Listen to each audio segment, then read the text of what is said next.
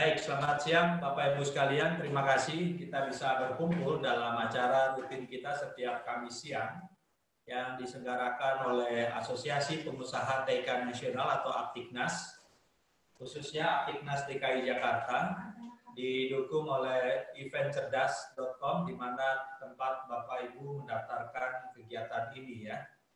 Dan kegiatan kita pada siang kali ini membahas tentang Aptiknas IT in the Real World. Jadi sepanjang Juli ini kami membahas tentang bagaimana implementasi teknologi-teknologi terkait di dunia IT khususnya. Dan kali ini kita akan membahas tentang teknologi cloud computing ya. Nah, kegiatan kita pada siang kali ini didukung oleh Epson. Epson mendukung beberapa kegiatan kita dari bulan lalu dan ini sangat menarik sekali bagaimana Epson perusahaan besar juga memiliki banyak solusi yang dapat Bapak Ibu gunakan dan nanti kita akan lihat salah satunya yang terkait dengan cloud computing pada siang kali ini. Oke, izinkan saya untuk memulai dengan terlebih dahulu menyampaikan beberapa hal. Jadi yang pertama ini adalah virtual event rules kita pada siang kali ini ya. Jadi yang pertama kami mengharapkan Bapak Ibu sekalian menggunakan nama yang sesuai dengan nama yang terdaftar di eventcerdas.com. Hal ini untuk memudahkan kami untuk membuat e-certificate Bapak Ibu sekalian. Kemudian tetap matikan atau mute mikrofon Anda selama acara. Nanti ada saatnya kita bisa berdiskusi ataupun melalui tanya jawab. Nanti ada sesinya khusus untuk kita bisa berkomunikasi. Dan kemudian untuk Bapak Ibu yang memiliki video atau bandwidth terbatas ya, dapat mematikan videonya ya. Jadi Bapak Ibu yang memiliki bandwidth terbatas dapat mematikan videonya karena memang lumayan kalau Zoom ini ya penggunaan bandwidth-nya ya. Kemudian berikutnya adalah pertanyaan. Jadi semua pertanyaan nanti akan disampaikan kepada saya selaku host. Nanti akan saya sampaikan ke para presenter kita. Nah, mohon maaf untuk Bapak Ibu yang tidak tertib akan kami keluarkan dari acara kita pada siang kali ini. Oke, jadi ini adalah agenda kita pada siang kali ini. Jadi saya sedang melakukan opening. Kemudian setelah ini kita akan mendengarkan solusi Epson Cloud Solution dari Pak Zanifar Siadari telah hadir bersama kita siang kali ini. Berikutnya Pak Andes Rizky dari Sinta VR akan bicara tentang Cloud VR Platform for Brand Marketing ya. Jadi ini salah satu penggunaan teknologi cloud virtual reality ya. Jadi ini topik yang mungkin belum terlalu banyak juga ya. Kalau kita lihat di seminar cloud computing yang lain kan lebih banyak langsung penggunaan ininya ya. Nah, kalau ini langsung terkait dengan bagaimana menggunakan teknologi cloud VR. Dan terakhir juga ada sharing dari Pak Arif Ramasyarif ya dari Yayasan Komunitas Open Source Powering the Future of Agriculture through Google Solution ya. Jadi nanti kita akan lihat presentasi para presenter kita pada siang kali ini. Kemudian pertanyaan-pertanyaan yang tadi dikumpulkan kita akan bahas di sesi Q&A. Kemudian nanti setelah itu kita closing ya. Jadi pastikan Bapak Ibu mengikuti acara kita sampai nanti selesai. Nah, kemudian mohon izin perkenalan sedikit tentang kami. Jadi saya Panji Christian. Kebetulan saya adalah Ketua DPD DKI dari Asosiasi Pengusaha TK Nasional khususnya untuk Jakarta ya. Jadi kami ada di 29 DPD se-Indonesia. Kebetulan saya menangani Jakarta dan sekitarnya ya. Tapi untuk daerah-daerah lain seperti Bogor, Depok itu mereka punya kepengurusan tersendiri. Kemudian saya juga Wakil Ketua Umum di Asosiasi Sistem Integrator dan Security Indonesia, ASISINDO. Kemudian Sekretaris di Asosiasi Cloud Computing Indonesia atau ACCI. Nah, saya ada dua aktivitas bisnis. Yang pertama adalah terkait dengan yang kita gunakan saat ini, yaitu eventcerdas.com itu dikelola oleh PT Kota Cerdas Indonesia. Kemudian yang kedua adalah perusahaan yang lebih lama, PT Daya Cipta Mandiri Solusi, ini terkait dengan sistem integrator di data center, cloud, dan monitoring. Jadi itu perkenalan singkat. Kemudian berikutnya adalah saya bicara tentang Aptiknas. Mungkin Bapak Ibu ada yang belum tahu tentang Aptiknas. Jadi Aptiknas ini singkatan dari Asosiasi Pengusaha TIK Nasional, Teknologi Informasi dan Komunikasi Nasional. Ini dibentuk pada 24 Februari 2017. Ya, jadi ini bukan asosiasi yang baru sesungguhnya, karena ini merupakan transformasi dari asosiasi yang dulu dikenal dengan nama Pomindo ya. Kemudian kami beranggotakan pengusaha di bidang TIK atau ICT di Indonesia. Jadi Bapak Ibu yang juga di bidang yang sama, silakan mau bergabung dengan Aptiknas. Kemudian saat ini kami memiliki 29 DPD seluruh Indonesia. Nah, adapun profil dari anggota Aptiknas ini ada yang principal, ada yang distributor, reseller, system integrator, software developer, dan bahkan konsultan IT ya. Nah, terkait dengan event cerdas ya, jadi dikelola oleh PT Kota Cerdas Indonesia. Kami merupakan anggota Aptiknas dari tahun 2019 dengan fokus bisnis kami terkait dengan event platform, eventcerdas.com. Bapak Ibu juga bisa melihat berita terkait dengan teknologi informasi di diskom.web.id. Kemudian kami juga ada layanan robot service ya, pusat robot.id, dan informasi Smart City Indonesia ada di smartcityindo.com ya. Oke, jadi kalau kita bicara cloud computing ya, kebetulan ini hal yang mungkin sebenarnya cukup lama di Indonesia, tapi kita akan lihat perkembangannya sedang marak ya, terutama semenjak pandemi ini ya.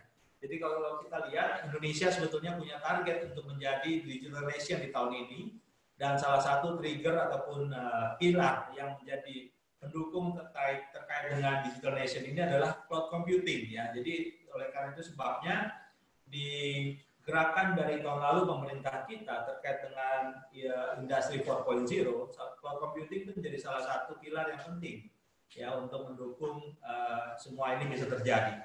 Demikian juga dengan target Indonesia Digital Nation yang direncanakan pemerintah kita, itu juga merupakan program yang harus kita dukung bersama. Karena yang adalah terkait dengan cloud computing ya. Jadi kita lihat banyak perkembangan ataupun pelatihan terkait dengan digital talent. Jadi itu istilah yang kita kenal belakangan ini. Itu juga terkait dengan cloud computing. Nah, kalau kita lihat ini adalah gambaran dari salah satu research company. Kita lihat perkembangan cloud computing ataupun cloud provider di Indonesia ya. Jadi mungkin Bapak Ibu belum banyak yang tahu karena sesungguhnya kita juga sudah banyak cloud provider ya, baik yang skala global maupun yang skala lokal.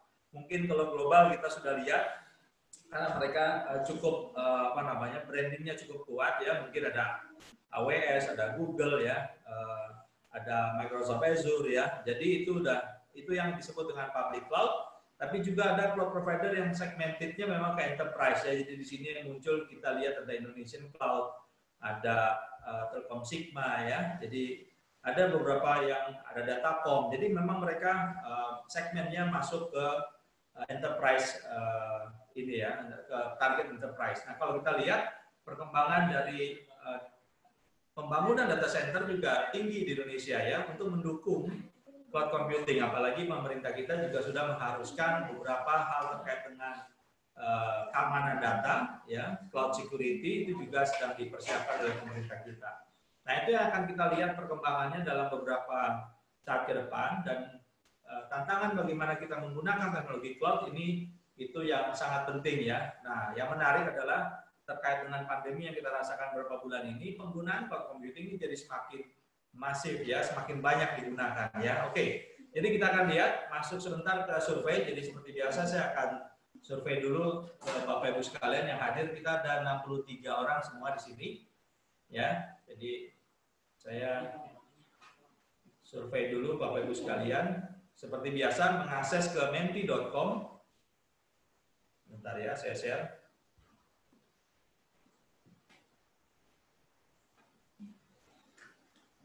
Silakan mengakses ke menti.com.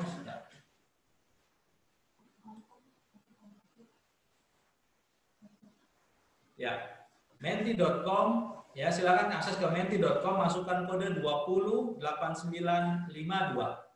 208952 ya. Jadi ada pertanyaan pertama kita ya.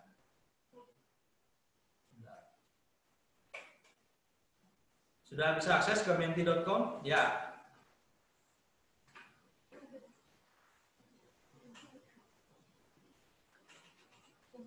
Apa?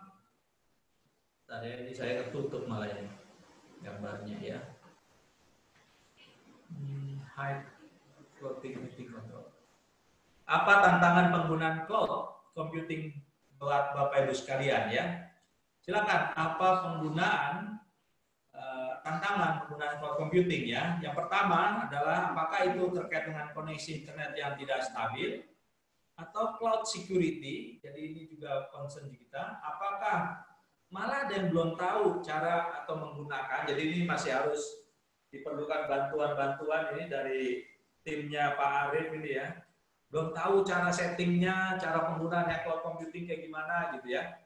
Atau malah yang berikutnya belum tahu kontrol biaya ya. Jadi kadang-kadang kita apply aja, apalagi sekarang public cloud provider tuh kasih gratis selama sekian bulan gitu ya.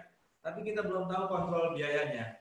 Atau malah mungkin kita belum tahu bagaimana setting ataupun governance kontrolnya di dalam cloud sendiri ya. Itu yang berikutnya adalah mengelola multiple cloud ya. Jadi untuk beberapa perusahaan mungkin sudah ada menggunakan cloud dan mereka ingin menggunakan multiple cloud ya, jadi tidak hanya dari satu provider. Yang berikutnya adalah performance ya, belum tahu tuning, ya, bagaimana melakukan tuning terkait dengan penggunaan cloud computing. Dan yang terakhir adalah mungkin Bapak Ibu ada yang tertantang untuk membuat private cloud ya, jadi sebenarnya tanpa sadar ya Bapak Ibu mungkin belum tahu banyak perusahaan-perusahaan konglomerasi di Indonesia mereka juga telah membangun, mereka punya private cloud sendiri. Oke. Silakan Bapak Ibu, sudah 27 orang menjawab, apa tantangan terbesar kita ya? Apa tantangan penggunaan cloud computing buat Bapak Ibu sekalian? Apa tantangan penggunaan cloud computing untuk Bapak Ibu sekalian? Apakah pertama terkait dengan koneksi internet yang tidak stabil, cloud security, belum tahu cara setting ya, atau lack of expertise ya, jadi mungkin perlu banyak belajar ataupun dipandu ataupun perlu session-session khusus untuk penggunaan cloud computing. Kemudian mungkin belum tahu kontrol cost ya, ataupun governance ya, ataupun mengelola multiple cloud ya. Jadi sudah ada 2 orang malah menjawab bagaimana tantangan penggunaan cloud computing, malah mengelola multiple cloud. Artinya mungkin mereka sudah punya lebih dari 1 ya. Kemudian mungkin performance, yang terakhir adalah membuat private cloud. Oke, jadi 31 orang sudah, silakan Bapak Ibu sekalian, saya masih menunggu. Ya, tinggal 1 menit lagi sebelum sesi pertama kita akan dimulai. 32 orang menjawab, masih banyak yang belum tahu cara setting atau menggunakan ataupun lack of expertise. Jadi istilahnya kami di situ begini. Ya, jadi perlu dipandu lagi untuk cara penggunaan ataupun cara setting dari cloud computing. Jadi silakan, 32 orang sudah. Ada lagi yang lain?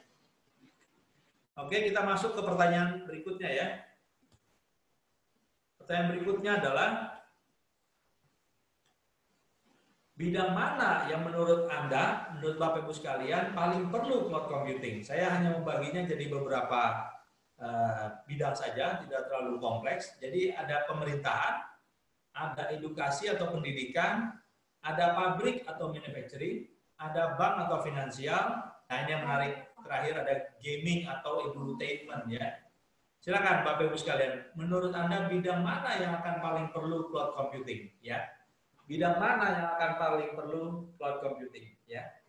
Apakah pemerintahan, edukasi, pabrik ya atau manufacturing, bank atau finansial ya, ataupun gaming? Silakan Bapak Ibu sekalian. 22 orang sudah menjawab, sebagian besar menjawab di bidang edukasi, pendidikan. Nomor 2 ada pemerintahan. Nah ini menarik, pemerintahan ya, karena kemarin baru keluar beritanya ya, jadi akan dibangun data center di tempat dekat dengan pusat pemerintahan kita yang baru. Silakan Bapak Ibu sekalian, bidang mana yang paling perlu dengan cloud computing ya? Kalau tanpa kita sadari, gara-gara pandemi semua sekolah kita sekarang udah pakai cloud computing ya. Jadi luar biasa. Oke, silakan Bapak Ibu sekalian. 30 orang sudah menjawab terkait dengan bidang mana yang akan paling perlu cloud computing. Silakan. Ya, apakah itu pemerintahan, apakah itu edukasi, ataukah itu pabrik ya atau manufacturing, atau bank atau finansial ya. Jadi sebetulnya sekarang tanpa sadar udah banyak juga yang pakai cloud, atau terakhir gaming atau entertainment ya. Jadi silakan. Silakan Bapak Ibu sekalian, ada yang silakan, sudah 30 orang ya.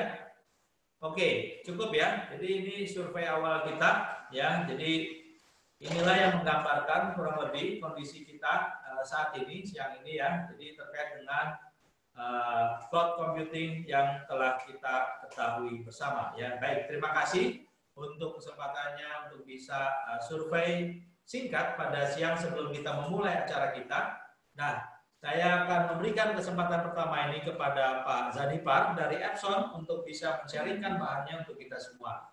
Silakan Pak Zanipar, di-share dulu screen-nya.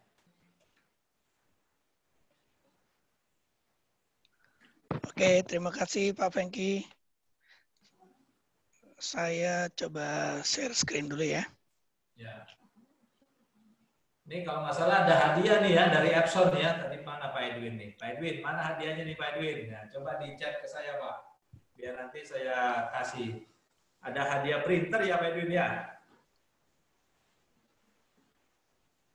Dari Epson. Oke. Pak Zanipar bahannya sudah di full screen Pak. Ya, oke, good Pak. Sudah Pak, silakan Pak. The screen is yours. Oke. Assalamualaikum warahmatullahi wabarakatuh. Salam sejahtera untuk kita semuanya. Semoga Bapak Ibu semoga Bapak Ibu semuanya dalam keadaan sehat walafiat, tetap semangat dalam kondisi pandemik seperti ini. Yang pasti tidak ada yang pernah mengalami ini 100 tahun ke belakang. Jadi di satu sisi tantangan buat kita semuanya, tapi di satu sisi juga pasti ada hikmahnya. Kenapa? Karena dengan problem maka kita berinovasi. Kalau kita berinovasi maka kita menghasilkan sesuatu. Nah, mudah-mudahan dengan apa yang saya sampaikan dan juga disampaikan oleh teman-teman narasumber di sini bisa bermanfaat untuk Bapak Ibu semuanya. Baik, saya mulai. Kenalkan, saya dengan Jennifer dari Produk Marketing PT Epson Indonesia. Kemudian sebelum saya mulai presentasi berikutnya, saya mengucapkan terima kasih kepada Pak Fengki mewakili Aptiknas yang sudah selalu bekerja sama dengan Epson. Kemudian juga selamat bertemu kembali kepada Mas Andes Rizky. Biasanya kita ketemunya offline, nah ini kita ketemu online pertama sekali. Kemudian juga kepada Mas Arif ya dari Yayasan Komunitas Open Source. Oke, ya sekilas mengenai saya di Epson sebagai Product Marketing Departemen Head untuk bisnis printer dan juga visual instrument. Ada kontak saya di sini, alamat email dan juga mobile phone. Bisa dihubungi apabila Bapak Ibu ada pertanyaan. Nah, Epson adalah anak perusahaan dari Seiko Epson Corporation. Kantor pusatnya di Jepang, kemudian lokasinya 4 jam dari Tokyo kurang lebih dengan menggunakan mode transportasi kereta cepat. Jadi persisnya di Provinsi Nagano. Di Indonesia sendiri, Epson sudah berdiri dari 1 Oktober tahun 2000. Jadi tahun ini Bapak Ibu, tepatnya kami berkarya di Indonesia selama 20 tahun. Dan kantor pusat di Jakarta itu adalah di Cibis 9 di Jakarta Selatan. Kami memiliki 2 pabrik, yaitu di Cikarang, Indonesia Epson Industry. Kemudian satu lagi adalah di Batam, Precision Epson Batam. Nah, untuk mengenal lebih banyak atau lebih detail, izinkan saya share dalam bentuk video corporate profile dari Seiko Epson Corporation. Kami memulai bisnis dari 1942 dari sebuah workshop, dan kekuatan kami adalah efisien, compact, dan juga presisi.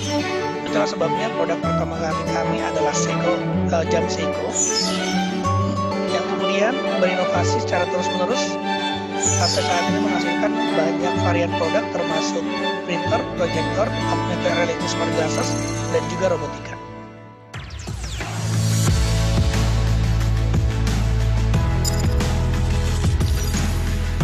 Nah, ini adalah revenue Epson secara worldwide yang dihasilkan oleh berbagai jenis produk dengan data per tahun 2019 tahun fiskal. Kami memiliki 75.000 karyawan di seluruh dunia, dan Epson memiliki visi yang kami menyebutnya itu Epson 25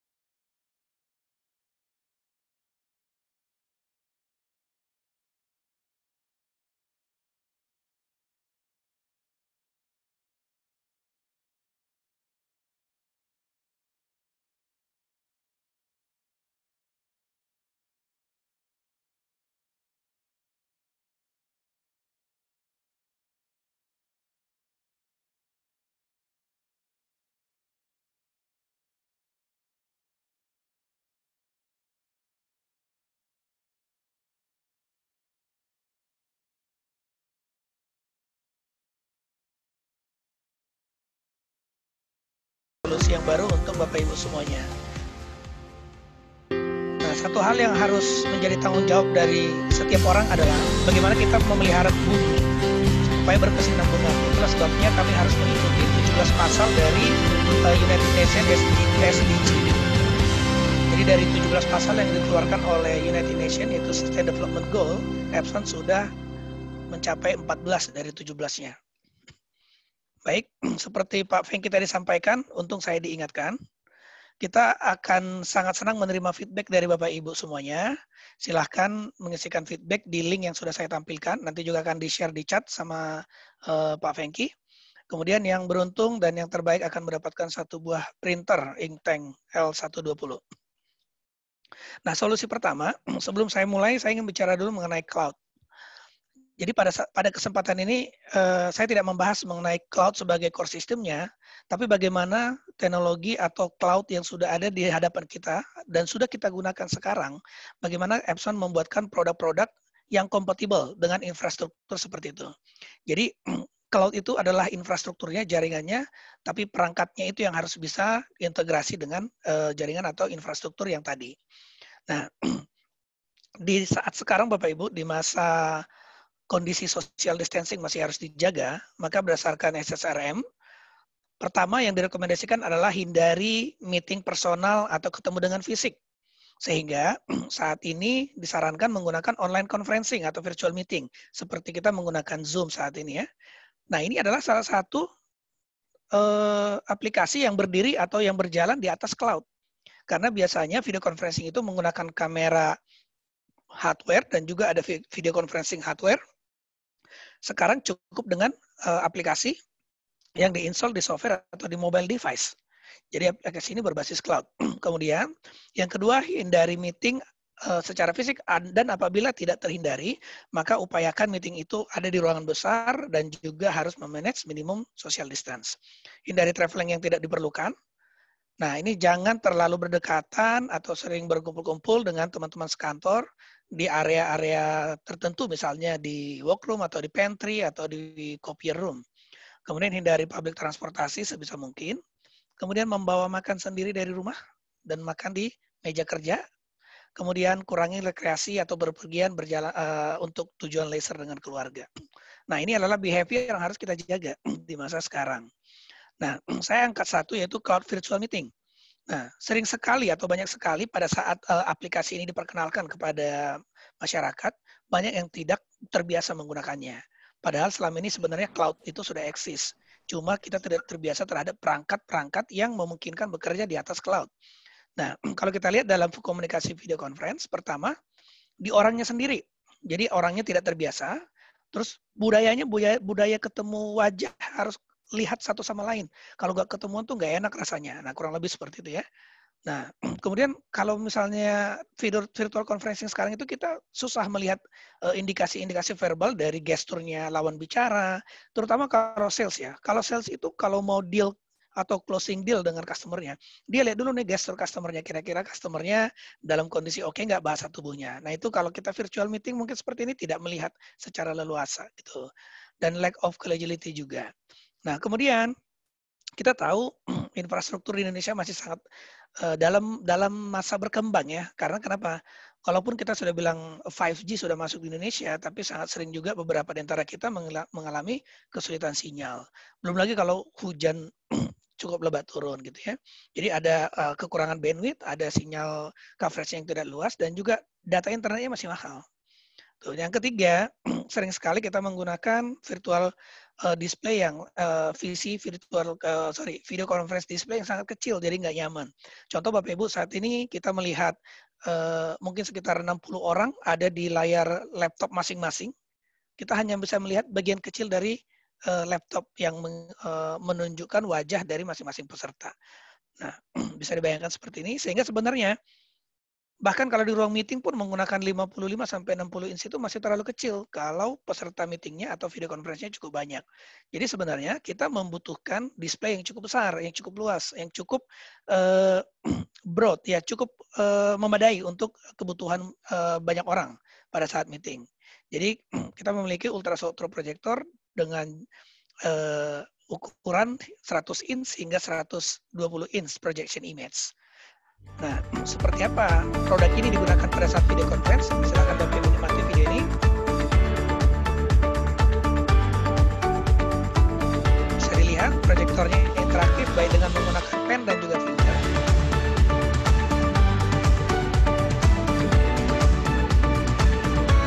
Video conference berbasis cloud bisa diintegrasikan dengan display ini atau proyektor ini. Dengan ukuran image yang cukup besar, maka gambar yang terlihat di layar juga akan cukup detail. Dan bisa diintegrasikan sampai 4 proyektor menjadi satu image yang sama.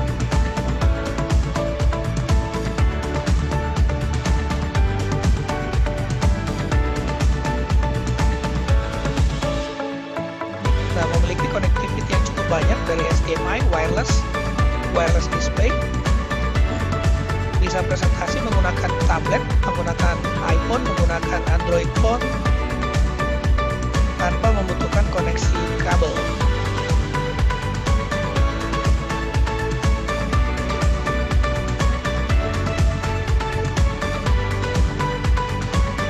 Hasil meeting Bapak Ibu bisa simpan di flash disk atau thumb drive atau di server, atau juga bisa langsung di print. Kemudian koneksi juga bisa menggunakan QR code connection. Jadi hanya perlu men-scan QR code-nya, nggak perlu ribet bagi Bapak Ibu yang memakan waktu untuk setting-setting WiFi ya. Kemudian kamera feature juga bisa dibuat live stream ke proyektor. Screen sharing, gambar dari satu proyektor yang pertama akan bisa di-share ke gambar proyektor yang kedua, sehingga gambarnya akan sama. Bahkan ketiga dan juga keempat.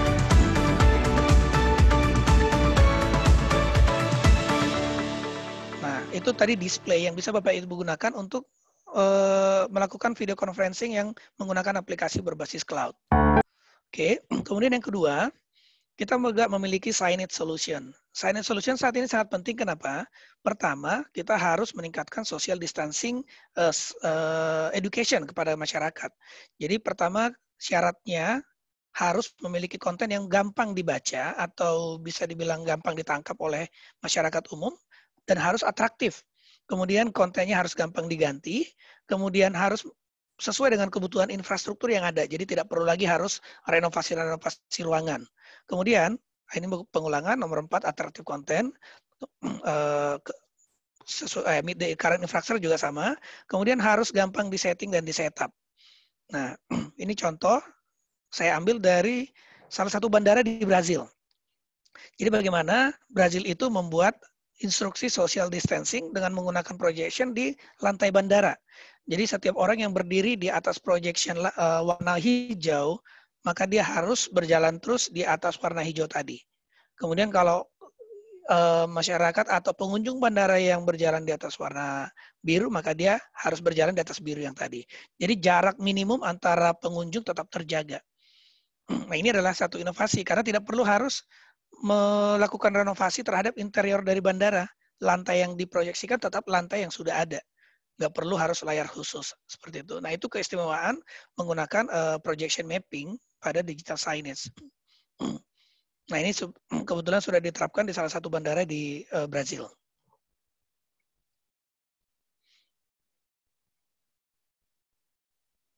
Nah, bisa dilihat ilustrasi yang di kiri ya. Nah, kenapa suaranya tidak ada? Karena beliau berbahasa Latin sebenarnya.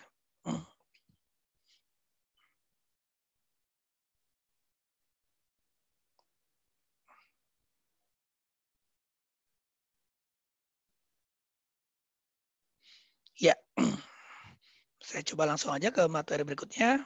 Kemudian, kita juga memiliki cloud printing solution untuk Office. Nah, secara line up, tentunya Bapak Ibu sudah terbiasa kalau misalnya ingat brand Epson, kepikiran pertamanya atau brand association-nya adalah printer.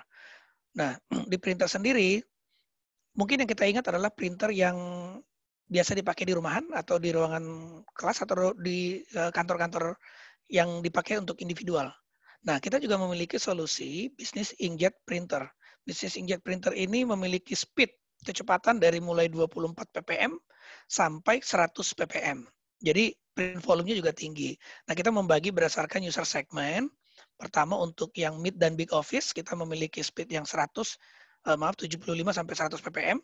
Kemudian yang mid big office memiliki speed juga yang 75 ppm. Kemudian untuk small dan medium office memiliki speed 24 ppm rata-rata dengan variasi fungsi. Kemudian untuk Soho kita juga memiliki printer L series dan juga printer mono. Printer mono itu hanya mencetak hitam saja, jadi tidak ada warna. Kalau tipe yang lainnya ini, yang ada WF, ini semuanya mencetak warna. Nah, printernya seperti apa, Bapak Ibu? Ini adalah core teknologinya. A small business decision can have a big impact in saving the environment. Are you ready to make the switch to the ecological choice? Epson inkjet printers do more for the environment than your traditional laser printers ever could. Our inkjet printers use up to 85% less power compared to laser printers, giving you more cost savings for your electricity bills. Not only that, while laser printers require 8 trees to absorb all the carbon dioxide they emit, our inkjet printers only need 1 tree, as they generate up to 85% less carbon dioxide. And because of Epson's innovative technology, inkjet printers require less replacement parts, resulting in a reduced amount of waste. Keeping in line with the United Nations Sustainable Development Goals, Epson continues to develop groundbreaking products that contribute to achieving these goals. Unlike laser printers, our inkjet printers require no heat to eject ink. Therefore, there is a drastic drop in the use of power. The lower power consumed, it translates into lower electricity bills for the business. Our inkjet printers use micro-piezo technology, which enables fast, contactless printing of up to 100 pages per minute, significantly boosting work efficiency and increasing economic productivity. Using fewer consumables and simple mechanism for printing, our inkjet printers require less replacement parts. With less waste produced, the burden on the environment is therefore reduced. We're choosing to make a difference in the world by being conscious of the environment and how our business affects it. Choose to make a difference. Make the ecological choice with Epson inkjet printers.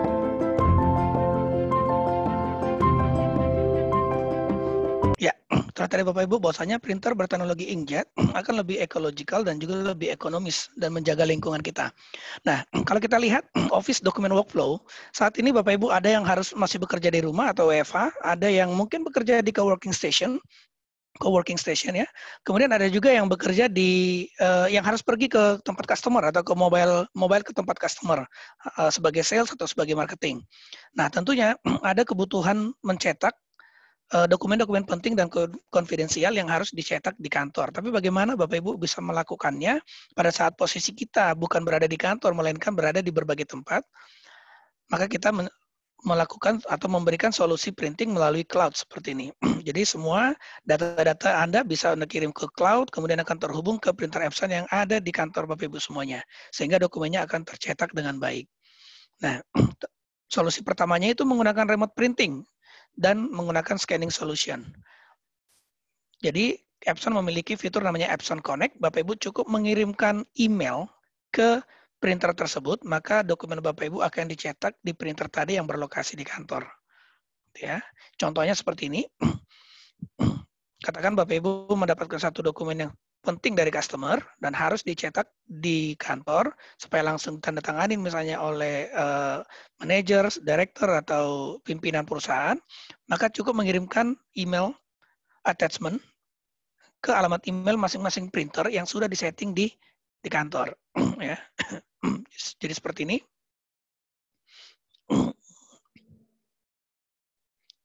Nah, setiap email yang diterima akan langsung dicetak. Tentunya printer memiliki kemampuan untuk memfilter alamat email mana aja yang bisa mengirim dan alamat email mana yang tidak bisa mengirim atau tidak bisa menerima email dari alamat email tersebut. Jadi printernya tetap melakukan filter. Kemudian kedua, Epson iPrint. Epson iPrint itu memungkinkan Bapak Ibu mencetak dengan menggunakan koneksi Wi-Fi dari perangkat device yang memiliki Wi-Fi, seperti misalnya smartphone, tablet, ataupun laptop sekalipun. Epson Connect. Print and scan from your smartphone or tablet. Rid yourself of wires, leave your desk behind, and enjoy the freedom to print and share from anywhere.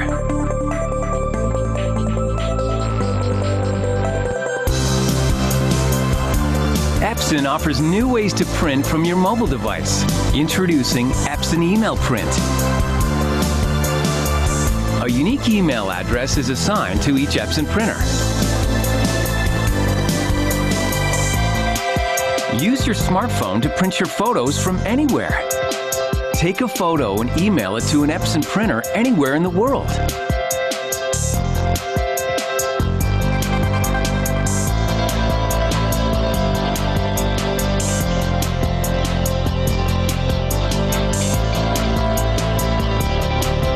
Email your files to print before you arrive. Jadi dokumen Bapak Ibu bisa dicetak melalui email dari manapun posisi Bapak Ibu semuanya.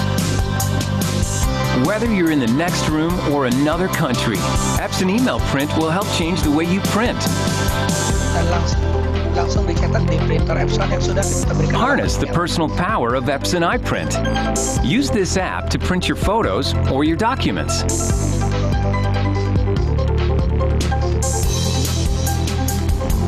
Access and print your files from Box.net, Dropbox, Evernote, and Google Docs. Bisa juga memanfaatkan share drive.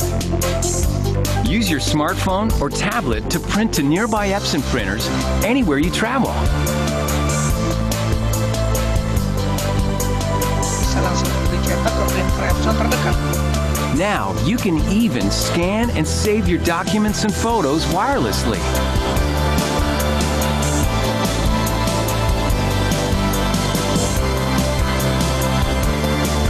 Epson Email Print and iPrint are free with the newest Epson printers.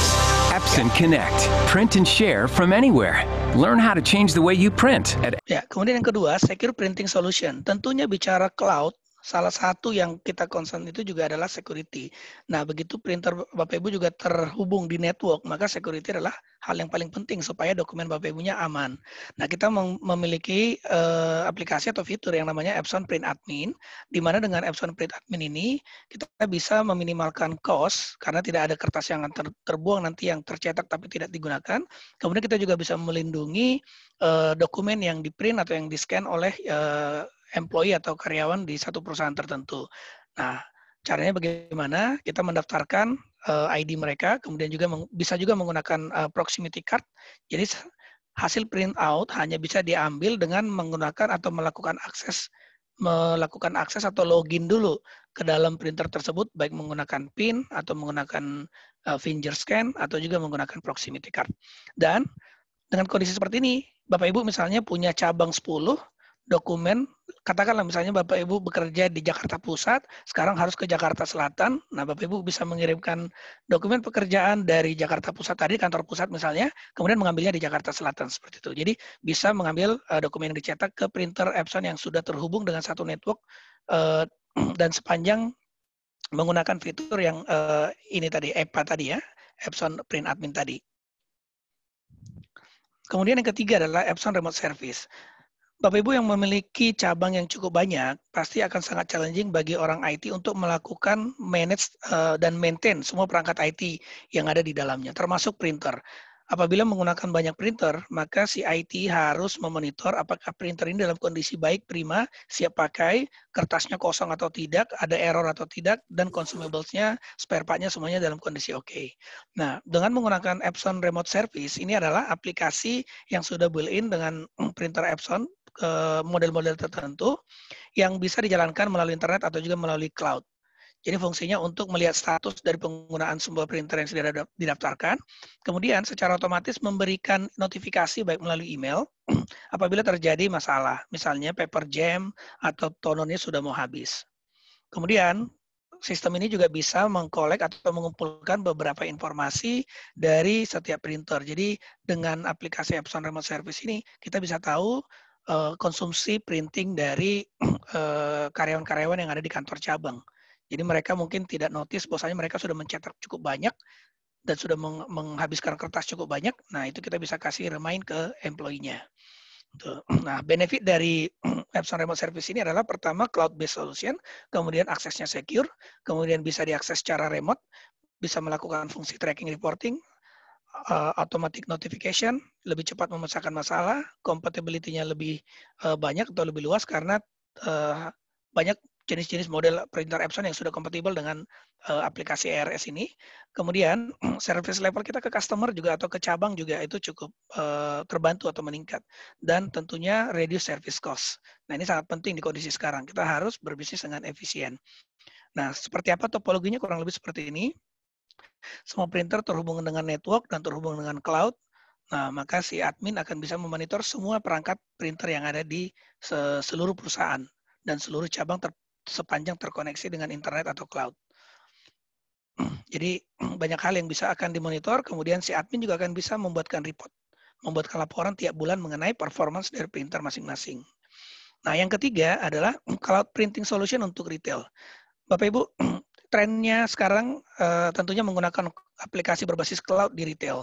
Pertama dari mulai melakukan reservasi, kemudian sehingga tidak perlu mengantri terlalu banyak, dan bagaimana si retail shop atau F&B atau restoran memanage order secara efisien, dan dia juga memiliki printer yang terhubung dengan dapur yang bisa mengecek order-order yang sudah datang ke dapur, ke kitchen, kemudian juga melihat performance dari si chef-nya. Kemudian termasuk pada saat melakukan pembayaran atau memanage inventory. Dan juga yang ketiga adalah untuk mengumpulkan reward kepada shopper. Jadi retail shop yang memiliki membership. Nah, di sini juga akan terbantu. Presenting the perfect end-to-end experience with Epson's tablet POS solutions for your F&B or retail business. Your customers can pre-order their food before they arrive and make reservations instantly. Walk-in customers can also place their orders while taking a queue number, even before they step in. Print order chits on the spot with the TMP20 mobile printer to save time and ensure that the correct orders are served every time. All orders are sent instantly to the kitchen with order chits for easy tracking and preparation. Once an order is prepared, with Order Chit verified, service staff can accurately serve customers their orders. Everything is processed wirelessly via the cloud, so payment and printing of receipts are seamless, hassle-free and accurate. Complete the dining experience with ongoing promotions and give your customers more reason to revisit. On the retail front, it's equally seamless. Manage inventory the smart way by checking availability of stocks instantly, know when new stocks will arrive, and print reservation chits with the TMP20 mobile printer for interested shoppers. Shoppers can then pick up their reserved items, make payment, and be rewarded with tailored promotions that will keep them coming back for more. With Epson's tablet POS solutions, business becomes smarter and customers happier. Get the ideal business recipe and perfect fit with Epson. Ya, itulah tadi solusi cloud printer yang memiliki kapabilitas bekerja di atas cloud dari point of sales printer yang dihasilkan oleh Epson. Ya, sekian presentasi dari saya Pak Fengki. Terima kasih. Assalamualaikum warahmatullahi wabarakatuh. Salam sejahtera untuk kita semuanya. Semoga tetap dalam keadaan sehat. Saya kembalikan ke Pak Fengki. Baik, terima kasih Pak Danipal ya. Tepat. Oke, baik. Terima kasih Pak. Ini kayaknya suaranya sampai habis ya, karena kebanyakan ini ya, virtual event ya Pak ya. Betul Pak. Oke, berikutnya Pak Andes. Mana Pak Andes? Pak Andes ada ya? Mana dia? Ya, baik. Ya, Pak Andes. Sini silakan. Pak, saya Pak. Ya, siap. Silakan di share screen-nya. Oke, suara saya kedengaran jelas Pak Fengki? Jelas. Oke, siap. Pak Zen, printernya buat saya dong. Boleh. Bisa diatur. Asik. Ya, Bapak Ibu jangan lupa ya isi form yang tadi ya disampaikan di chat ya untuk link feedbacknya Epson untuk mendapatkan printer tadi ya. Jadi kalau Pak Ades kalau mau dapat harus ngisi dulu. Nah. Iya dong. Oke, silakan Pak Ades, the screen is yours. Oke, baik. Assalamualaikum warahmatullahi wabarakatuh. Selamat sore rekan-rekan semua dari Aptiknas. Thank you Pak Fengki sudah menginvite saya dan mempertemukan kembali dengan Pak Zen dan mempertemukan untuk pertama kali dengan Mas Arif. Salam kenal Mas. Nanti kita habis ini bicara banyak karena saya pakai Firebase. Oke, di sini saya mau mencoba sharing aja singkat tentang teknologi cloud itu. Kalau tadi Pak Zain menggabungkan teknologi cloud dengan segala macam teknologi dari Epson yang sangat luar biasa ya, dari mulai printer, dari mulai untuk restoran, kitchen dan sebagainya, itu luar biasa sekali. Semua bisa terintegrate dengan cloud. Nah, saya dari awal, dari 2016, Sinta VR ini memang dari awal kita utak-utiknya cuma di virtual reality. Nah, hari ini kita mau membahas tentang virtual reality cloud untuk marketing. Tapi nanti juga akan saya singgung untuk education juga, karena kita juga ada produk VR cloud for education. Karena tadi sebelumnya pas di pertama Pak Fengki sempat ada Mentimeter ya, penggunaan cloud itu untuk education tuh yang paling banyak. Oke, jadi saya mungkin akan singgung juga untuk yang education ya. Oke. Jadi perkenalan dulu, kita dari Sinta VR. Saya mau mewakili Sinta VR, perusahaan kami dari 2016 yang memang bisa dibilang one of the pioneer VR company di Indonesia. Kita melayani B2B services oleh banyak klien, di banyak klien, dari mulai travel company, oil and gas, terus kemudian market research dan sebagainya. Jadi so far hingga 2016 sampai saat ini kita setelah menyelesaikan 90 project di lebih dari 10 negara dan it keeps going. Nah, yang kita lakukan ada virtual reality. Nah, mungkin teman-teman yang mungkin belum mengenal lebih dalam tentang VR itu apa. Jadi secara definisi termnya virtual reality adalah kita menginduksi target behavior. Jadi artinya kita di sini kalau kita ngomongin VR ini adalah teknologi yang bisa membantu rekan-rekan semua untuk mendesain satu skenario virtual. Nah, skenario virtual ini nanti di apply atau dikirimkan ke user ya, ke organism, ke user, ke manusia lewat artificial sensory stimulation. Nah, kalau misalkan kita nonton TV gitu ya, atau mungkin nonton bioskop, itu kan sensory stimulation-nya yang kena itu kan audio visual gitu ya, atau kalau 4D ada juga sensory stimulation nih, kursinya gerak-gerak dan sebagainya. Tapi kalau VR ini lebih kompleks lagi gitu. Bahkan gerakan bola mata kita pun bisa kedetek dengan menggunakan teknologi virtual reality gitu. Nah, tujuannya adalah user yang menggunakan kacamata VR ini, mereka seolah-olah berada di dalam skenario digital yang kita buat. Jadi mau skenario digitalnya misalkan ada di kantor Epson, ketemu Pak Zen gitu ya, Pak Zen jadi 3D gitu kan, ngobrol sama Pak Zen gitu di kantor Epson, atau misalkan kita naik helikopter, atau kita bahkan ada di puncak gunung berapi yang di puncaknya kita mungkin nggak bisa ada di situ, itu semuanya mungkin dengan VR. Jadi seolah-olah mereka akan berada di sana gitu, dengan mengalami little or no awareness atas interferensi dari dunia sekitarnya. Jadi kalau misalkan rekan-rekan dulu waktu VR ramai di mall-mall itu ya, melihat temennya mungkin main VR terus kayak, wah kelihatan kayak orang gila banget nih main gitu, nggak sadar di sekelilingnya itu seperti apa. Nah, karena mereka memang secara sensori mereka sudah terkunci di skenario virtual itu. Nah, itulah si virtual reality ya, teknologinya gunanya sebenarnya untuk itu. Nah, desainnya ini apa saja yang bisa dimasukkan ke dalam dunia virtual reality itu apa aja, dari mulai gaming yang pasti pertama kali game, terus kemudian education, engineering, property dan sebagainya. Nah, di sini saya ingin membahas tentang immersive marketing dengan virtual reality, karena khususnya di era pandemi seperti ini ya, brand-brand ini mulai ingin memasuk ke dalam media-media baru. Jadi tidak hanya ke digital marketing yang sudah biasa dilakukan, tapi juga mulai ke immersive marketing. Salah satunya adalah dengan menggunakan teknologi virtual reality. Nah, immersive marketing dengan VR ini menjadi tren karena yang pertama, immersive marketing dengan VR ini bisa meningkatkan emotional engagement. Emotional engagement dengan si usernya ini mengalami experience yang seolah-olah nyata. Jadi peningkatan emotional engagement ini bisa sampai 30-40%, dan itu ada penelitiannya di jurnal-jurnal ilmiah gitu.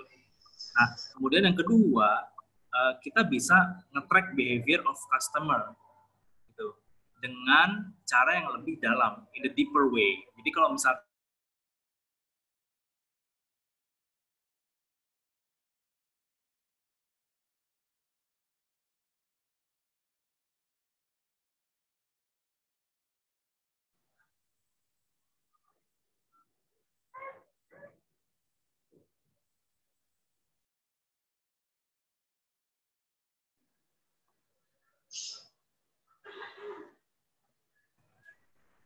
halo, tes. Ya, lanjut Pak. Tes terputus ya? Ya, lanjut Pak. Iya, maaf tadi sempat terputus. Tadi udah sampai sini ya? Ya, ini tadi. Ya, oke. Nah, kemudian poin yang kedua tadi, VR ini bisa membantu kita untuk nge-track behavior customer di ranah yang lebih dalam. Jadi kita bisa nge-track tidak hanya behavior-nya secara kognitif aja, tapi juga lebih ke emosional. Gitu. Jadi preferensinya mereka, terus kemudian asosiasinya mereka tentang brand tersebut, produk knowledge segala macam itu bisa semua di-track dengan menggunakan VR. Terus kemudian main monopoli. Jadi artinya dengan menggunakan virtual reality ini kita sebagai marketer tuh sebenarnya bisa lebih memonopoli pikiran yang menggunakan si user yang menggunakan ini. Jadi kita ngomongnya main monopoli. Istilahnya kita bisa mengirimkan subliminal message. Jadi kita bisa mengirimkan message visi-visi perusahaan kita, produk-produk kita ke user-user dengan menggunakan VR ini dengan secara lebih sublim dan lebih soft. Nah, ini juga sebenarnya alasan kenapa tahun 2015 Facebook itu bertaruh di teknologi VR ini. Jadi sejarahnya tuh kalau saya boleh cerita sedikit. Nah, ini perjalanannya Facebook dengan teknologi VR ya. Tahun 2015 Facebook si Mark Zuckerberg ini mereka membeli perusahaan Star VR namanya Oculus dengan harga $2 billion USD, dan ini cukup besar karena lumayan besar untuk perusahaan startup yang baru berdiri di tahun 2013. Jadi baru 2 tahun. Terus 2 tahun kemudian dibeli sama Facebook di harga yang cukup tinggi gitu. Nah, kemudian tahun 2016 Facebook mulai betting. Mereka mulai istilahnya bertaruh, mereka bikin the better version of Oculus Rift gitu. Dan kemudian mereka mulai dari gaming. Jadi mereka build community development untuk VR games dan juga productions. Artinya di sini developers. Jadi mereka bikin 2 komunitas. Satu untuk users, satu untuk developers. Nah, kemudian 3 tahun kemudian, tahun 2019, mereka nge-launch yang namanya standalone VR headsets yang dinamakan Oculus Quest. Nah, Oculus Quest ini itu adalah VR headsets yang paling murah sampai saat ini kalau dibandingin VR headsets yang lain ya. Dan juga VR headsets-nya mereka itu dilengkapi dengan internal infrared sensors. Terus nggak pakai kabel karena wireless. Terus kemudian mereka punya hand tracking system, jadi dia bisa ngedetek tangan kita tanpa kita pakai glove apa-apa. Friendly SDK for multi-platform. Kemudian juga bisa VR Facebook live streaming. Jadi ketika kita main di Oculus Quest, kita bisa langsung streaming di Facebook. Nah, tujuannya adalah sebenarnya adalah tahun 2020 sampai 2021 nanti mereka akan launch yang namanya Horizon. Jadi Facebook akan launch Horizon, ini adalah the social media untuk virtual reality users. Gitu. Nah, si Horizon ini bentuknya seperti apa? Nah, ini ada video.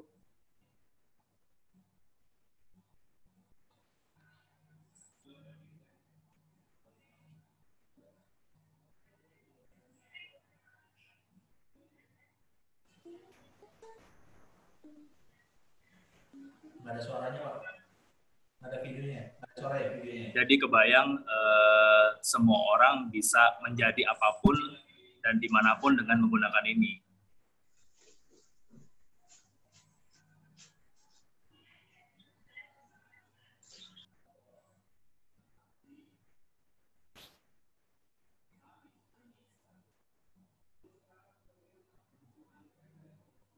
Ya, jadi kebayang kalau misalkan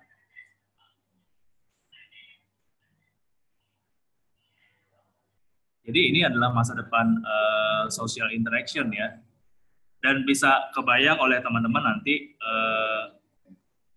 kemungkinan atau possibility terbesar yang bisa digunakan oleh marketers ya di dunia virtual yang tidak terbatas ini. Gitu. Mereka bisa menaruh brand, bisa mereka menaruh tempat gitu dia. Tidak hanya brand untuk retail, tapi juga tempat-tempat lokasi pariwisata, bahkan juga personal branding, artis, band, dan sebagainya. Di dunia virtual yang tidak terbatas ini, tidak terbatas, unlimited. Jadi ya mau segede apa, ya tinggal servernya aja digedein kan.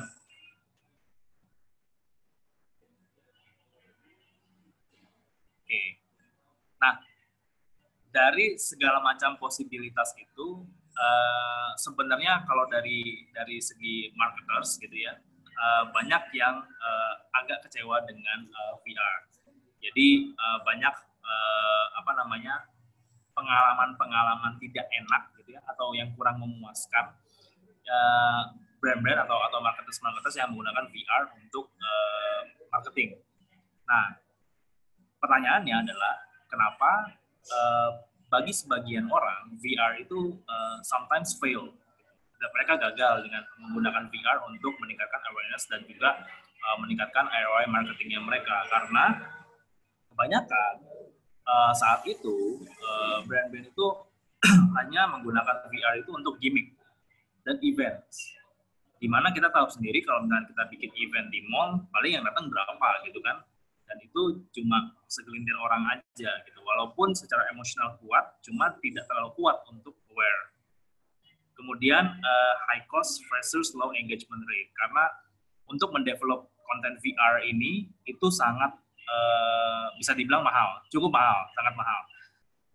Nah, kemudian karena menggunakannya hanya di events dan juga di untuk gimmick, untuk di beberapa tempat gitu ya, jadinya engagement rate-nya low. Jadi high cost tapi engagement rate-nya low gitu. Jadi it sometimes fail gitu kan. Terus kemudian ini juga banyak terjadi mereka memilih device yang salah, karena VR ini banyak macamnya. Jadi ada yang harganya puluhan juta yang buat main game, tapi sebenarnya juga ada yang harganya cuma 50.000 doang gitu, yang VR cardboard itu yang bisa dikonek ke handphone gitu. Jadi banyak yang salah kaprah tentang si VR ini untuk menggunakannya dari segi marketing channels. Nah, dari masalah teknis yang kedua, yaitu high cost versus low engagement rate. Nah, di sini sebenarnya adalah fungsi cloud. Gitu.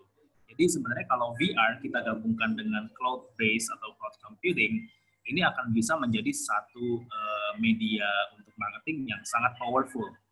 Kenapa? Karena kalau misalkan kita bicara VR sudah di-embed ke cloud, itu artinya semua orang nanti bisa mendesain, ya, semua orang bisa mendesain VR-nya mereka sendiri, kontennya mereka sendiri, gitu.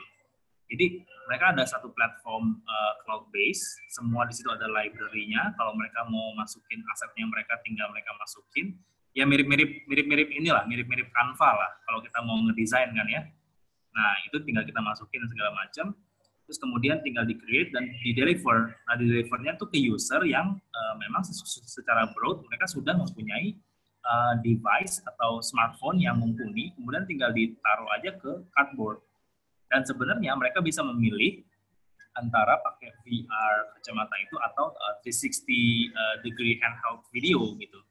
Nah, kemudian karena semuanya data segala macam diproses di cloud, itu juga bisa dikonekkan dengan campaign yang lain, digital campaign yang lain, misalkan influencers atau mungkin campaign-campaign yang dilakukan di website dan segala macam.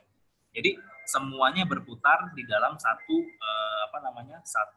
pembagian atau distribusi data yang sama, gitu. Dari mulai creation, distribution, kemudian channeling, semuanya ngambil data yang sama dari satu data server, gitu, dari data cloud, dan itu bisa dilakukan di mana saja.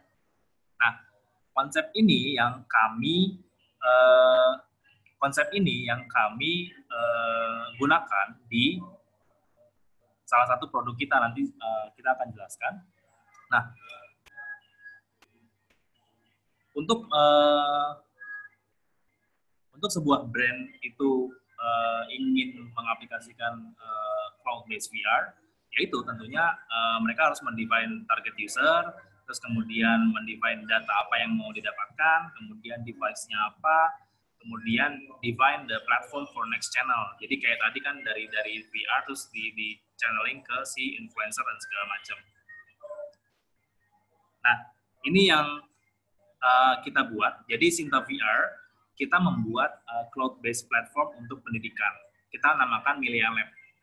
Jadi nanti tadi sempat ada banyak yang bilang cloud-based itu butuh untuk pendidikan. Nah, kita punya salah satu solusi untuk virtual reality system dengan menggunakan cloud-based.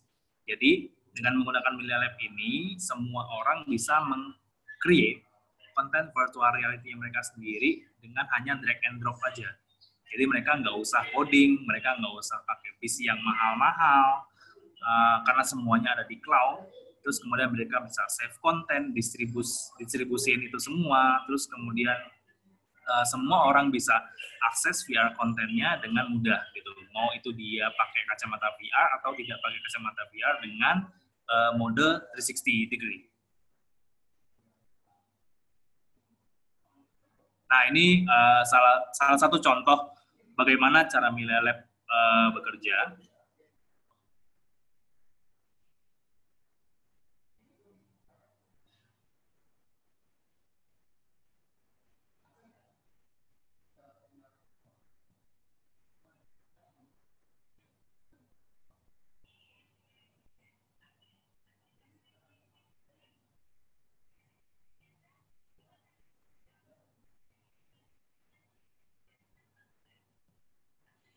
Nah, jadi di sini ada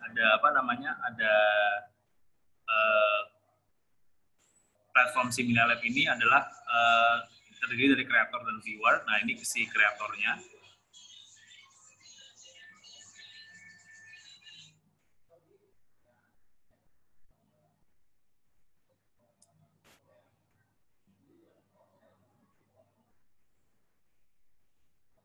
Oke, jadi ini mungkin karena koneksi saya juga lagi jelek, karena lagi habis hujan di sini. Mungkin saya akan jelaskan juga. Ini udah mulai lagi nih. Jadi pada intinya semua orang yang tidak punya background coding sekalipun mereka bisa bikin konten VR dengan mudah. Mau itu dan ini kita fokuskan utamanya awalnya untuk pendidikan. Cuma saat ini kita sangat open untuk kolaborasi untuk brand-brand yang ingin masuk juga ke platform kita ini. Gitu. Nah, saat ini kita sudah melatih mensertifikasi sekitar 1.500 guru di 34 provinsi. Jadi kita udah punya 1.500 guru nih yang sudah bisa membuat konten VR pendidikannya mereka sendiri tanpa harus modding. Nah, dari situ mereka mewakili sekitar 1.100 sekolah di 34 provinsi juga. Oke, nanti kalau teman-teman ingin mengakses videonya bisa ke YouTube ya, channel Milia Lab. Nanti tinggal dilihat aja Milia Lab cara kerjanya seperti apa. So yeah, we are open for collaboration, teman-teman sekalian. Kalau misalkan teman-teman ada yang memang bergerak di bidang solusi teknologi pendidikan, kita sangat open untuk kolaborasi karena kita mempunyai potensi 500.000 user di 34 provinsi. Terus bagi teman-teman yang punya brand ataupun ingin melakukan kegiatan marketing dengan menggunakan virtual reality dan langsung ke 500.000 user di 34 provinsi ini, kita juga open for collaboration. deliver message tentunya akan lebih kuat dengan menggunakan VR, dan dengan menggunakan si Milea Lab ini jadinya Bapak Ibu nggak usah hire vendor lagi sebenarnya, tinggal bikin sendiri aja, terus bisa naruh brand placement-nya di situ. Karena no need develop from scratch, cheaper investment of course, dan juga kita bisa blend dengan program-program CSR yang mungkin sedang banyak sekarang untuk pendidikan. Nah, kenapa sih sekarang saya membahas tentang VR? Karena memang si pandemi COVID ini itu kalau dari Forbes ya, kemarin saya baca, itu meningkatkan ranah virtual event itu sampai 1000% gitu, sejak COVID-19. Dan 52.000 itu on just one platform. Gitu. Nah, dari virtual events ini yang merangkak naik sangat cepat, itu orang-orang brand ataupun institusi perusahaan lainnya itu mereka menantikan satu media yang memang bisa secara imersif untuk mendeliver message dan juga awareness dari virtual event ini gitu, dan juga mereka mencari media-media yang lebih interaktif. Nah, salah satunya adalah si virtual events. Kemudian untuk dari segi market sendiri ya, virtual reality itu tetap meningkat bersamaan dengan augmented reality ya. Kalau misalkan Epson ada AR glasses, nah ini juga VR sama AR kakak adik yang terus meningkat sepanjang tahun.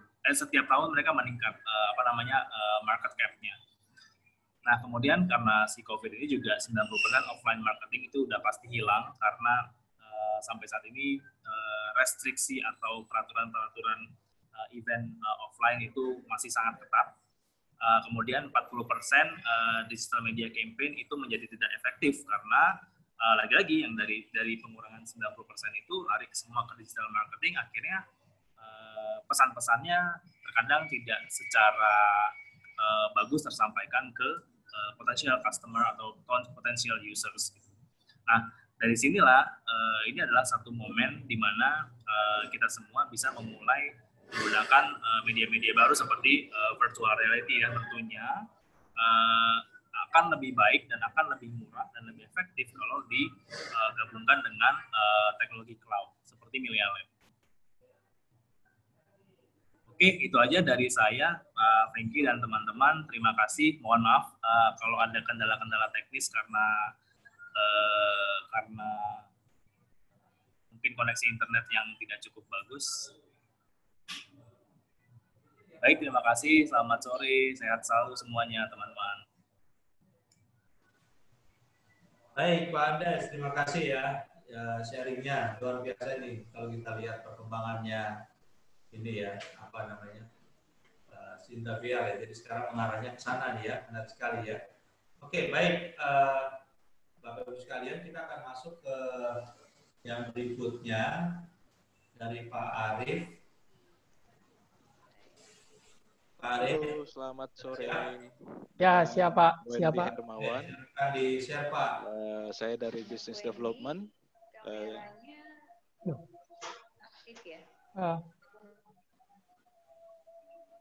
Oke, Pak. Saya sharing, Pak ya. Halo. Saya share, Pak ya. Halo.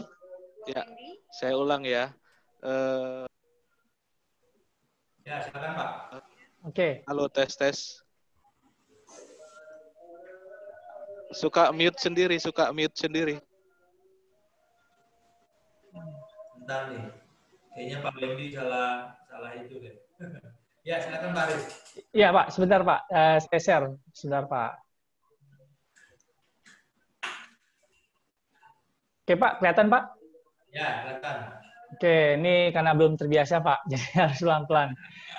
Assalamualaikum warahmatullahi wabarakatuh. Jadi selamat sore Bapak Ibu semuanya. Perkenalkan, nama saya Arif Ramasyarif. Saya ini profil LinkedIn saya ada di profil saya di LinkedIn, bisa dilihat. Sore ini saya coba sharing mengenai salah satu teknologi Google yang sedang berjalan di salah satu tempat di hidroponik di daerah Cimanggis.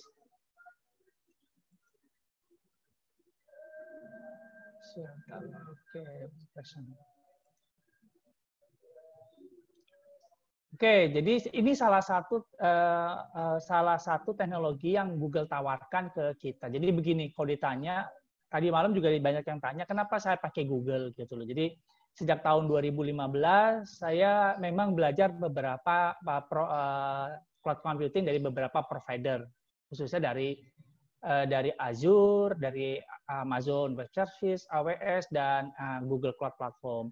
Dengan berjalannya waktu, tahun 2015, setelah 2016, saya lebih fokus ke arah Google. Banyak yang tanya kenapa nggak belajar AWS, lebih perdalam, kenapa nggak belajar Azure, atau kenapa nggak belajar Alibaba juga yang saat ini sedang gencar-gencarnya. Gambaran saya sangat sederhana waktu itu. Jadi, sama seperti pada saat Linux di tahun 2000 mulai muncul. Linux di tahun 2000 juga menjadi tantangan tersendiri karena warnanya hitam putih waktu itu Linux tahun 2000-an. Bandingkan dengan Windows NT atau Windows 2000 server yang udah klik-klik saja. Tapi dengan berjalannya waktu, akhirnya Linux menjadi operating system yang menjadi basisnya Android, Google. Nah, hingga saat ini Google adalah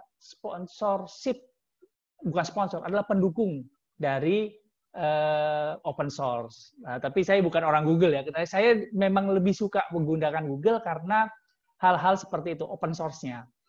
Nah, yang saya lakukan saya membantu teman saya di Cimanggis ini akhirnya menemukan solusi bagaimana sih sebenarnya. Jadi teman saya sahabat saya ini punya hidroponik. Saat ini cuma ada kalau nggak salah ada 4 greenhouse lah, 4 greenhouse. Nah, 4 greenhouse ini dalam pengembangannya tahun ini rencananya dia akan membangun hingga sampai 10 lebih greenhouse. Jadi total semua di lahannya nanti akan ada lebih dari 30 greenhouse. Nah, ke saat ini kalau kita melakukan pendeteksian tanaman, nah ini juga hal yang menarik. Karena apa? Saya juga ikut belajar. Rupanya kita akan mendeteksi tanaman baik atau buruknya itu sejak dia masih kecil, masih dalam bentuk wadah gitu loh. Kalau saat ini saya waktu pertama kali diskusi sama sahabat saya tanya, ini bagaimana cara mendeteksinya? Dia bilang, saya serahkan ke supervisor saya. Bagaimana? Ngelihat satu-satu ini tempayan. Jadi dilihatin satu-satu, oh ini kurang, oh ini jelek nih. Kalau sekarang masih 4 greenhouse, dan belum produksi maksimum produksinya, ya bisa. Tapi kalau udah punya 30 greenhouse, tempatnya ini, itu udah ratusan, bagaimana ngawasinya? Nah, ini suatu tantangan tersendiri. Nah, untungnya, ini salah satu sahabat saya ini bilang begini, ini kunciannya. Dia bilang begini, Mas Arief, kita ini adalah perusahaan teknologi yang produknya adalah hidroponik. Nah, gitu. Dibalik sama dia. Kita menggunakan teknologi yang produknya hidroponik. Sama seperti Gojek. Dia adalah perusahaan teknologi yang produknya adalah jasa. Sehingga dia bilang, dalam perkembangannya nggak bisa. Dia sendiri yang bilang. Dalam perkembangan kita butuh teknologi untuk mendampingi pertumbuhan usaha saya ini. Akhirnya riset sebentar. Nah, udah ini salah satu yang kita implementasi. Apa yang paling sederhana adalah ini kalau kita belajar S2 di kampus yang saya ajar, STEMIC Nusa Mandiri, ini salah satu pilihan perkuliahannya adalah image processing. Apa? Mendeteksi objek. Itu sederhananya. Rumusnya kalau teman-teman main algoritma itu biasanya pakai neural network yang jelimet lah, hitungannya itu jelimet. Tapi kan kita kan lagi diskusi tentang bisnis. Saya waktu menjelaskan ke sahabat saya nggak bisa seperti dosen S3 saya ngejelasin ke saya soal algoritma dengan gambar cacingnya. Waduh, ribet, nggak bisa. Nggak bisa seorang bisnismen kita kasih pengetahuan tentang algoritma dengan gambar cacing. Seperti dosen saya ini, kalau waktu saya sekarang jalanin S3, dia jelasin algoritma dengan gambar cacing. Sampai saya bilang sama dosen saya, ini nggak ada yang lebih bagus lagi gambarnya apa ya? Ini soal gambar cacing semua. Rumus matematik ya. Nah, akhirnya saya jelaskan ke teman saya, ini loh pendeteksiannya seperti ini. Bisa seperti ini mendeteksi objek mana yang, apa yang kita deteksi pertama kali. Kita akan mendeteksi apakah tanaman ini baik atau buruk sebelum masuk ke greenhouse. Jadi ketergantungan terhadap manusia, karena matanya si supervisor itu cuma satu orang, bisa siwer. Kalau orang itu bisa siwer. Kenapa? Wah, ini bagus nih, bagus. Karena dia bilang, kalau sudah masuk ke greenhouse, dan dia jelek pertumbuhannya, sejak di awal nggak bisa dideteksi, maka menghabiskan pertama vitamin, menghabiskan resources air. Banyaklah. Banyak. Nah, akhirnya ya udah saya bantu deh, kita coba lihat. Nah, sebelum masuk ke sana, kita sebelum masuk ke implementasinya, saya bilang sama dia, kita akan pakai Vision AI. Wah, dia bingung, apaan tuh Vision AI? Nah, begini saya bilang sederhananya, karena diskusinya sama background-nya belum IT, begini deh. Ada manusia, kita bisa mengenali objek, ada mobil, ada manusia itu sendiri, ada komputer, ada hardware. Saya tanya sama dia, kenapa? Ya karena kita tahu. Enggak, saya bilang. Karena sejak kecil kita diajarkan. Itu awas, itu ada mobil. Oh, itu hati-hati, itu ada gelas. Oh, ini piring. Kita diajarkan. Objek yang kita sejak kecil kan kita diajarkan. Dari anak-anak, ini hati-hati ya, kamu jalannya ke arah depan. Nanti habis depan belok kiri. Ini kan diajarkan. Kanan kiri itu diajarkan. Nah, kita melakukan persis apa yang kita lakukan terhadap manusia ke mesin. Kita ajarkan mesin untuk mengenali objek itu dulu. Apakah bisa diajarin berbicara? Bisa, tapi itu materi lain. Apakah bisa diajarin untuk berdiskusi? Bisa. Tapi itu nanti kita diskusinya lain. Tapi kita ajari dia berbicara soal objek. Google menyediakan Vision AI itu sangat mudah. Kita nggak perlu coding. Nah, ini salah satunya nih hal menarik. Kita nggak perlu coding, tinggal taruh objeknya. Mesin, lo belajar objek A sama objek B ya. Udah pinter. Kita nanti ukur kepintaran si mesin yang kita training. Kemudian kita kasih sebuah objek. Coba tebak. Ini objek A atau objek B. Nanti kita bisa lihat nih di belakang. Oke. Sama seperti ini. Jadi gini, Google AutoML itu mengenali lingkungan sekitarnya. Itu gampangnya. Jadi begini. Salah satu triknya adalah Google ML itu meminta kita menyediakan foto lebih dari 250 image satu objek. Tapi kan konyol. Bagaimana caranya? Satu titik kita fotoin 250? Enggak. Nah, saya membuatnya adalah objek ini saya buat videonya. Kemudian dengan teknik di Linux, pakai coding FFmpeg, maka langsung di-convert ke image. Sehingga kita mendapatkan objek lebih banyak. Minimum 250. Satu objek minimum 250. Kemudian kita training si mesinnya. Baca ya, mesin ini baca ya, ini objek baik dan ini objek buruk. Baca. Bagaimana bekerjanya? Nah, sebenarnya sederhana, solusi ini sangat sederhana. Ada objek, kita upload ke Google Cloud atau ML, suruh dia belajar baik-baik, kita lihat, kita tungguin trainingnya berapa lama, tergantung dengan kapasitas mesin yang kita pasang nanti. Terus kita lihat, kita evaluasi, kira-kira mesin kita udah pinter nggak ya? Bisa mendeteksi benda A, benda B. Kalau belum pinter, kita latihin lagi. Sampai dia pinter. Sampai nilainya itu nanti skornya tinggi. Evaluasi tinggi. Nah, ini bendanya seperti ini. Saya jadi belajar. Ada objek hidroponik. Yang baik itu adalah kalau bunganya itu lebih dari 4, bunganya itu lebih dari 4. Kalau buruk, bunganya itu kurang dari 4, 3, 2, 1 itu. Loh bayangin, objeknya sekecil itu. Kalau sekarang punya 4 greenhouse, belum maksimum produksinya, masih bisa pengawasnya. Loh, kalau umpama sudah 30, loyangnya itu udah ratusan. Ngeliatin satu-satu, juling matanya. Bingung dia. Bagaimana caranya ngeliatin satu-satu? Terus bagaimana solusinya? Dia tanya, Arif, bagaimana solusi Mas Arif? Gini, sederhananya, yang paling murah, tempayan masuk, tempayannya masuk, kita foto pakai aplikasi Android, kemudian aplikasi Android itu tanya mesin learning kita di Google, pakai AutoML, berapa yang baik, berapa yang buruk, dah. Yang mahalnya bagaimana? Dia tanya kan, karena dia mau investasi besar-besaran. Yang mahalnya bagaimana? Oh, yang mahalnya ada.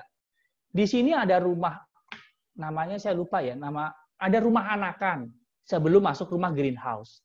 Nah, dari anakan-anakan ini itu ada rel, nanti ada sensor, ada kameranya. Begitu dia ngelewatin kamera, langsung dia counting di atas Google. Nanti dia bisa kasih tahu bahwa tray yang ini yang rusak berapa, yang bagus berapa. Sehingga nanti bisa dideteksi. Dia tanya, mahal nggak ya? Ya nggak tahu, saya bilang juga. Ini harus tanya orang-orang yang jual ini. Nah, mungkin ada ya bapak-bapak yang jual kamera HK Vision lah, kayak gitu begitulah, yang buat deteksi objeknya lebih jelas. Tapi saya bilang, solusi itu harusnya menurut saya adalah yang sederhana dan tepat guna. Kalau kamu sekarang baru punya 4 greenhouse, ayo kita coba pakai Android saja. Fotoin satu-satu. Dan yang paling penting adalah apa? Bukan hasil fotonya, bukan. Memang itu penting mendeteksi baik atau buruk. Tapi yang paling penting, kita sudah melakukan collecting data yang nantinya akan kita bisa buat analitik. Contoh, karena gini, si tempayan yang ditanam ini itu dipegang oleh satu orang petani 1 tempayan, atau 1 orang petani 5 tempayan. Kita bisa lihat di petani mana yang tempayan, yang jumlah tempayannya rusaknya paling banyak. Nah, itu kan bisa dianalitik sebenarnya. Dia bilang, oh, emang gampang? Ya gampang, akhirnya saya tunjukkan caranya. Sederhana. Ada foto baik, ada yang foto buruk. Topologinya bagaimana? Ya, menurut saya sederhana. Walaupun sebenarnya kalau kita bicara solusi, kalau suruh bikin proposal infrastruktur, ya mungkin juga ini bakal di-reject. Soalnya kenapa? Nggak canggih. Tapi ya memang begini kondisinya.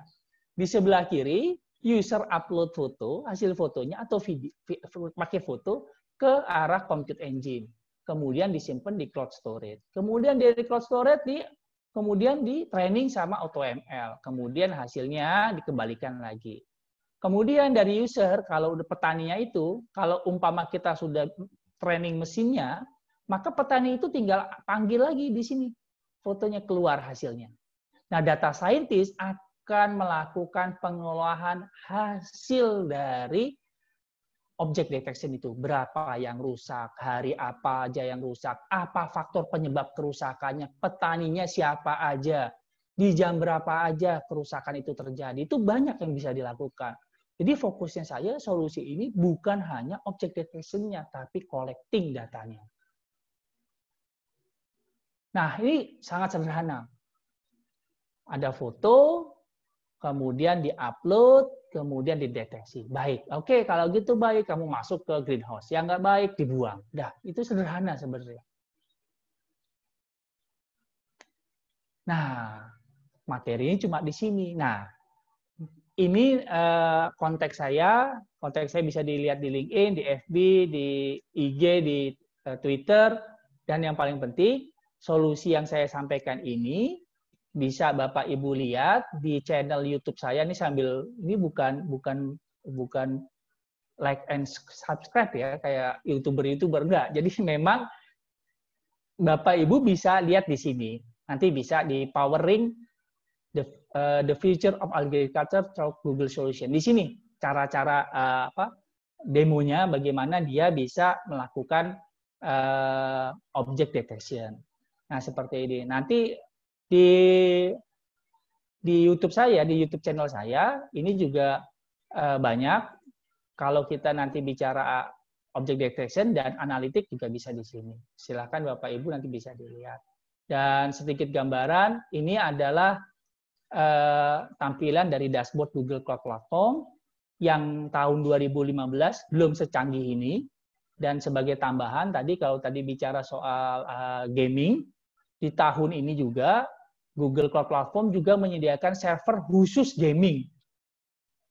Khusus gaming, StudyVia kalau nggak salah, game server yang bisa digunakan atau dicoba membuat sebuah prototipe untuk gamer-gamer yang Bapak Ibu buat. Tapi kalau ditanya apakah Pak Arif pernah nyoba ini? Enggak. Saya pertama nggak akan pernah coba karena saya bukan gamer, jadi saya nggak pernah tahu. Kalaupun diutak-atik juga bingung tombol apa yang harus dijalanin. Jadi itu. Jadi sekian, itu aja Pak, Bapak Ibu. Terima kasih. Saya kembalikan ke Pak Franky. Pak. Baik, terima kasih Pak Arif ya. Ya. Ini implementasi real dari cloud computing ya, khususnya dengan menggunakan Google AutoML. Oke, jadi Bapak Ibu presenter sudah mendapatkan kopi pertanyaan dari para peserta kita ya. Kita akan langsung masuk ke sesi Q&A. Sudah mendapat pertanyaan-pertanyaan dari para peserta kita di chat box-nya masing-masing ya. Pak Arif juga barusan tadi sudah ada beberapa pertanyaan masuk. Kita masuk ke pertanyaan yang pertama untuk Pak Danipar dulu Pak. Tadi sudah ada beberapa, saya sambil bacakan ya. Dari Bu Aulia Dinda, apakah hanya printer Epson yang terbaru saja yang memiliki fitur cloud Pak? Oke. Terima kasih Pak Franky. Terima kasih juga pertanyaannya. Jadi printer yang bisa terkoneksi dengan cloud itu adalah printer yang sudah ada koneksi Wi-Fi. Jadi fitur yang printer yang sudah memiliki koneksi Wi-Fi yang Epson dan juga memiliki koneksi internet tentunya. Nah, sepanjang itu sudah terpenuhi, sudah bisa terhubung dengan cloud, Pak Franky. Ya, oke. Jadi itu ya sudah jelas harusnya ya. Berikutnya, cuman door prize yang saat ini belum ya. Door prize yang saat ini belum ada Wi-Fi-nya soalnya. Iya. Oke. Berikutnya dari Pak Hardian Restu, apakah jumlah maksimum device printer yang harus dilakukan, adakah mungkin kali ya, apakah ada jumlah maksimum device printer yang harus dilakukan registrasi di cloud system Pak? Ya, pertanyaan cukup bagus. Karena dia cloud based, jadi tidak ada batasan terhadap jumlah perangkat yang terdaftar atau yang terkoneksi Pak. As long as printernya sudah terkoneksi dengan cloud, seperti yang tadi sampaikan, semuanya bisa. Jadi nggak ada limitasi. Ya. Oke, jadi itu ya Pak Hardian Restu. Berikutnya Pak Yudhistira Diwinata, seberapa besar file size yang dapat printer Epson Connect bisa cetak? Dan apakah dari sisi security aman karena ini melalui internet? Dan apa algoritma yang digunakan untuk mensecurekan pengiriman data tersebut untuk mengantisipasi man in the middle attack maksudnya mungkin ya. Silakan Pak. Oke, pertama seberapa besar filenya? Filenya bisa sampai 10 file, tapi total akumulasi file size-nya 20 mega. Gitu. Jadi filenya sampai 10 attachment, tapi total jumlah kapasitas filenya semuanya 20 mega. Nah, jenis filenya itu adalah Word, Excel, PowerPoint, PDF, JPEG, GIF, BMP, PNG, dan TIFF. Nah, kemudian untuk body email, kalau dia formatnya teks, maka tidak bisa dicetak. Kalau plain text ya, tidak bisa dicetak. Tapi kita juga bisa melakukan settingan atau mengatur supaya body email nggak perlu dicetak. Karena mungkin kita nggak punya kebutuhan terhadap body emailnya. Kita hanya butuh mencetak attachment-nya aja. Gitu. Nah, alamat email yang bisa didaftarkan dalam satu printer itu bisa sampai 100 email, Pak. 100 email ya?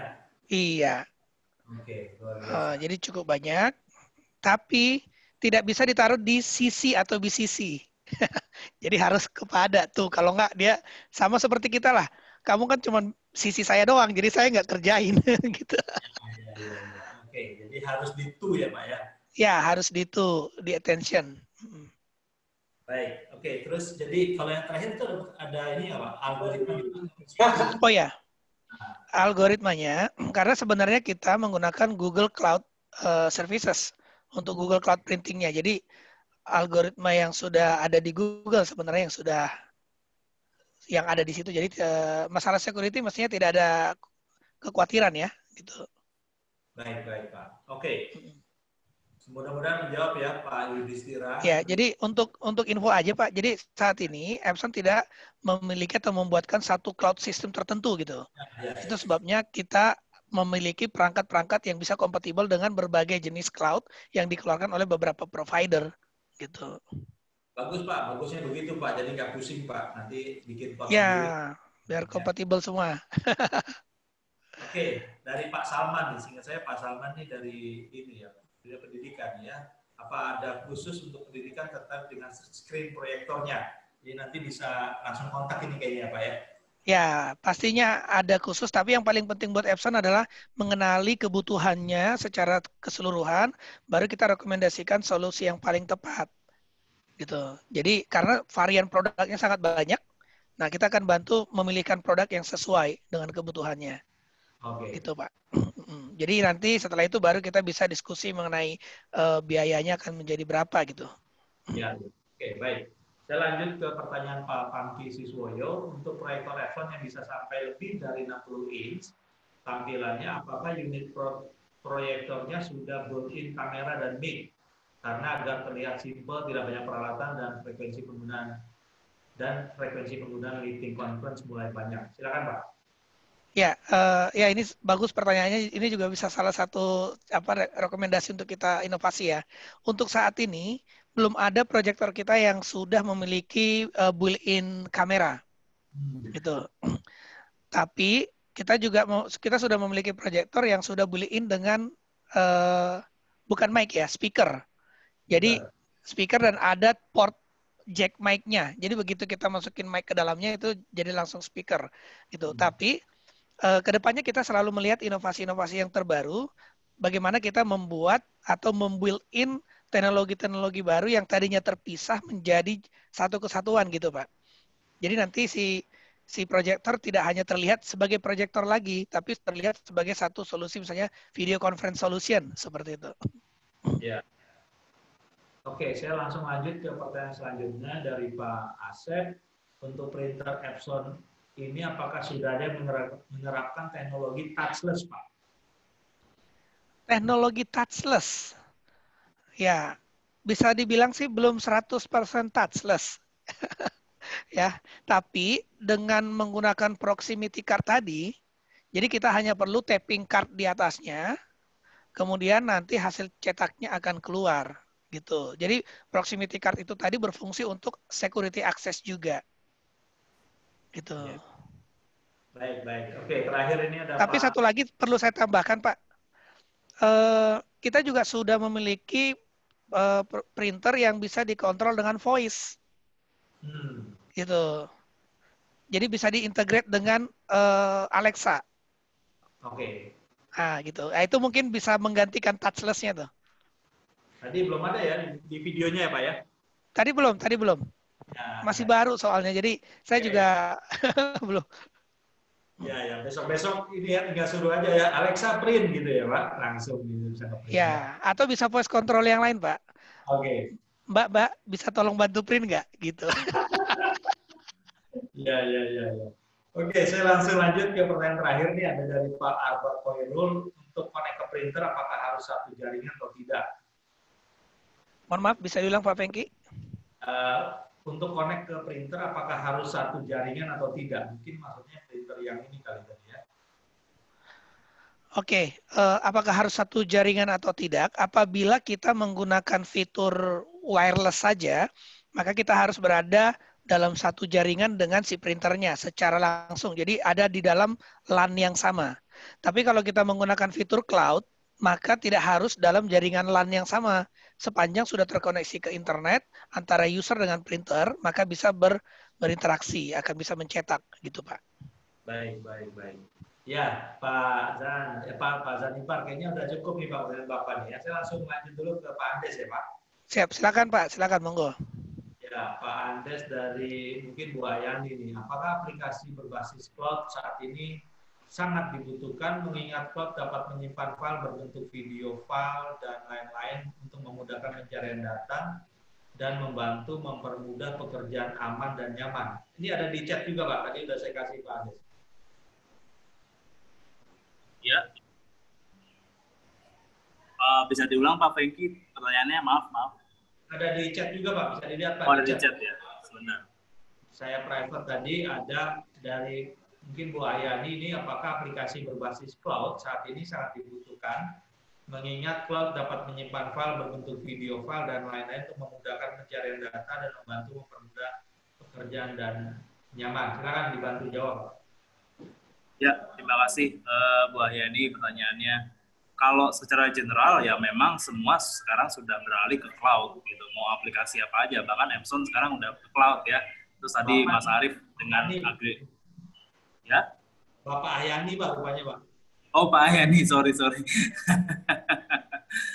Ya, Mas Arief juga dengan teknologi cloud-nya untuk agriculture gitu ya, dan saya untuk VR. Dan memang kalau ditanya apakah dibutuhkan, ya memang sekarang semua sudah berbasisnya udah larinya ke arah cloud. Kenapa? Karena ya itu tadi lebih murah, terus lebih cepat untuk saling berinteraksi dan sebagainya. Tidak hanya antara software ke software, tapi juga software ke hardware dan sebagainya. Itu kalau ditanya sih dibutuhkan, ya udah pasti dibutuhkan gitu.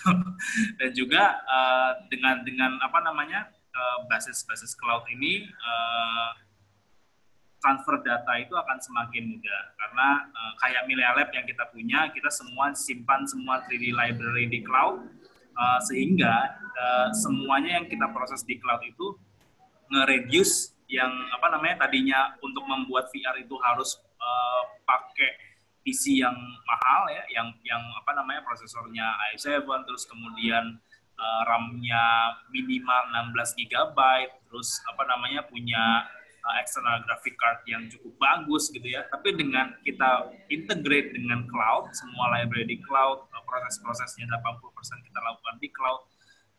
Orang-orang sekarang dengan Milea Lab itu bahkan dengan komputer, kita pernah nyoba dengan komputer untuk UNBK tuh yang RAM-nya 2 GB terus nggak ada external graphic card yang benar-benar kecil banget, itu mereka udah bisa bikin konten virtual reality. Nah, kebayang betapa peran teknologi cloud ini begitu penting untuk menyederhanakan semua yang sulit, terutama interaksi dengan data dan juga hal-hal yang terkait hubungan antara software dan juga hardware. Gitu kira-kira. Kalau dari secara general ya. Ya, baik. Terima kasih Pak Andes. Mudah-mudahan membantu menjawab ya Pak Ayani ya. Tanpa sadar nih kita pakai Zoom, saya recording ini ke cloud juga Pak ya. Iya, betul.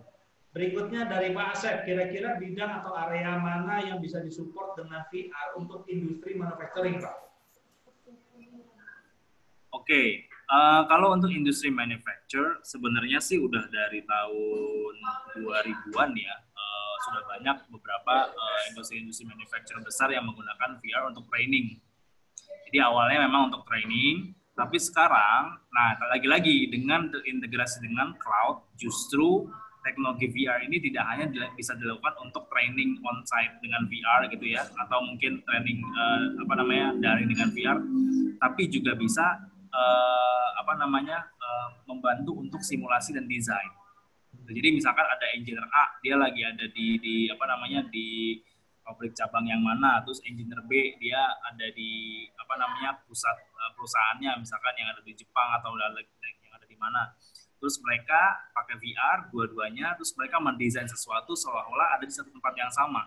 Terus mereka berinteraksi berinteraksi, dia masang ini, dia nyopot ini, nanti jadinya kayak gimana, simulasinya seperti apa. Nah, itu udah mulai ke arah situ tuh penggunaannya untuk manufacturing. Gitu. Oke, jadi itu sih Pak. Thank you. Oke, berikutnya saya langsung masuk ke pertanyaan untuk Pak Arief. Pak Arief tadi juga sudah saya sampaikan di chat box ya, dari Pak Salman Al-Farizi. Saya lagi tertarik dengan GCP, bagaimana atau cara yang tepat untuk menguasai GCP, bahasa pemrograman apa yang harus dikuasai, apa saja basic yang harus dimiliki. Silakan Pak Arief. Masih di mute Pak itu Pak.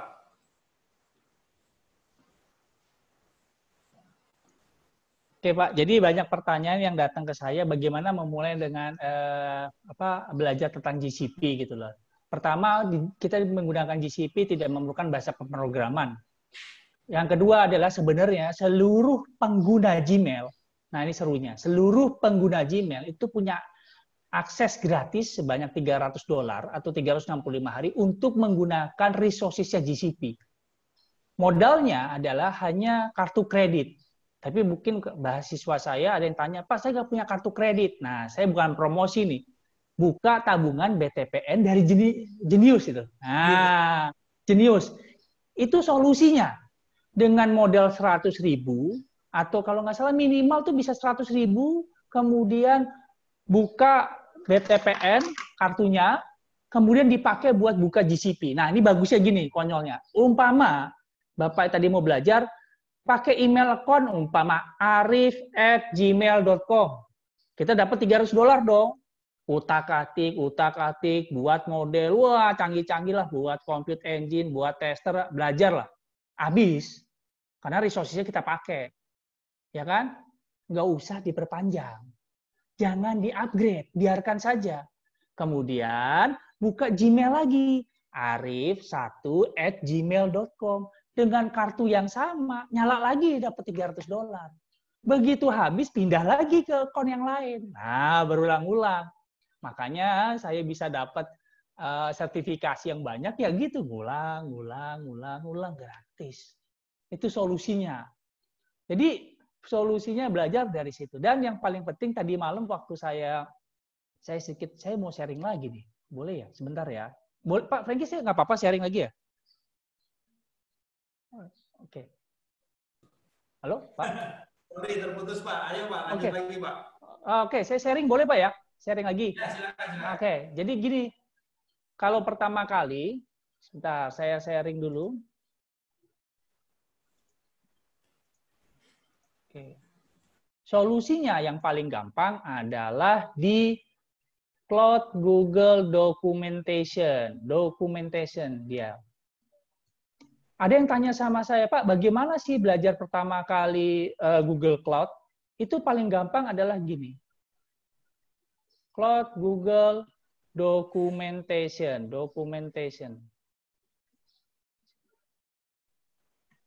Oke, di sini akses ke sini atau akses ke sini, documentation.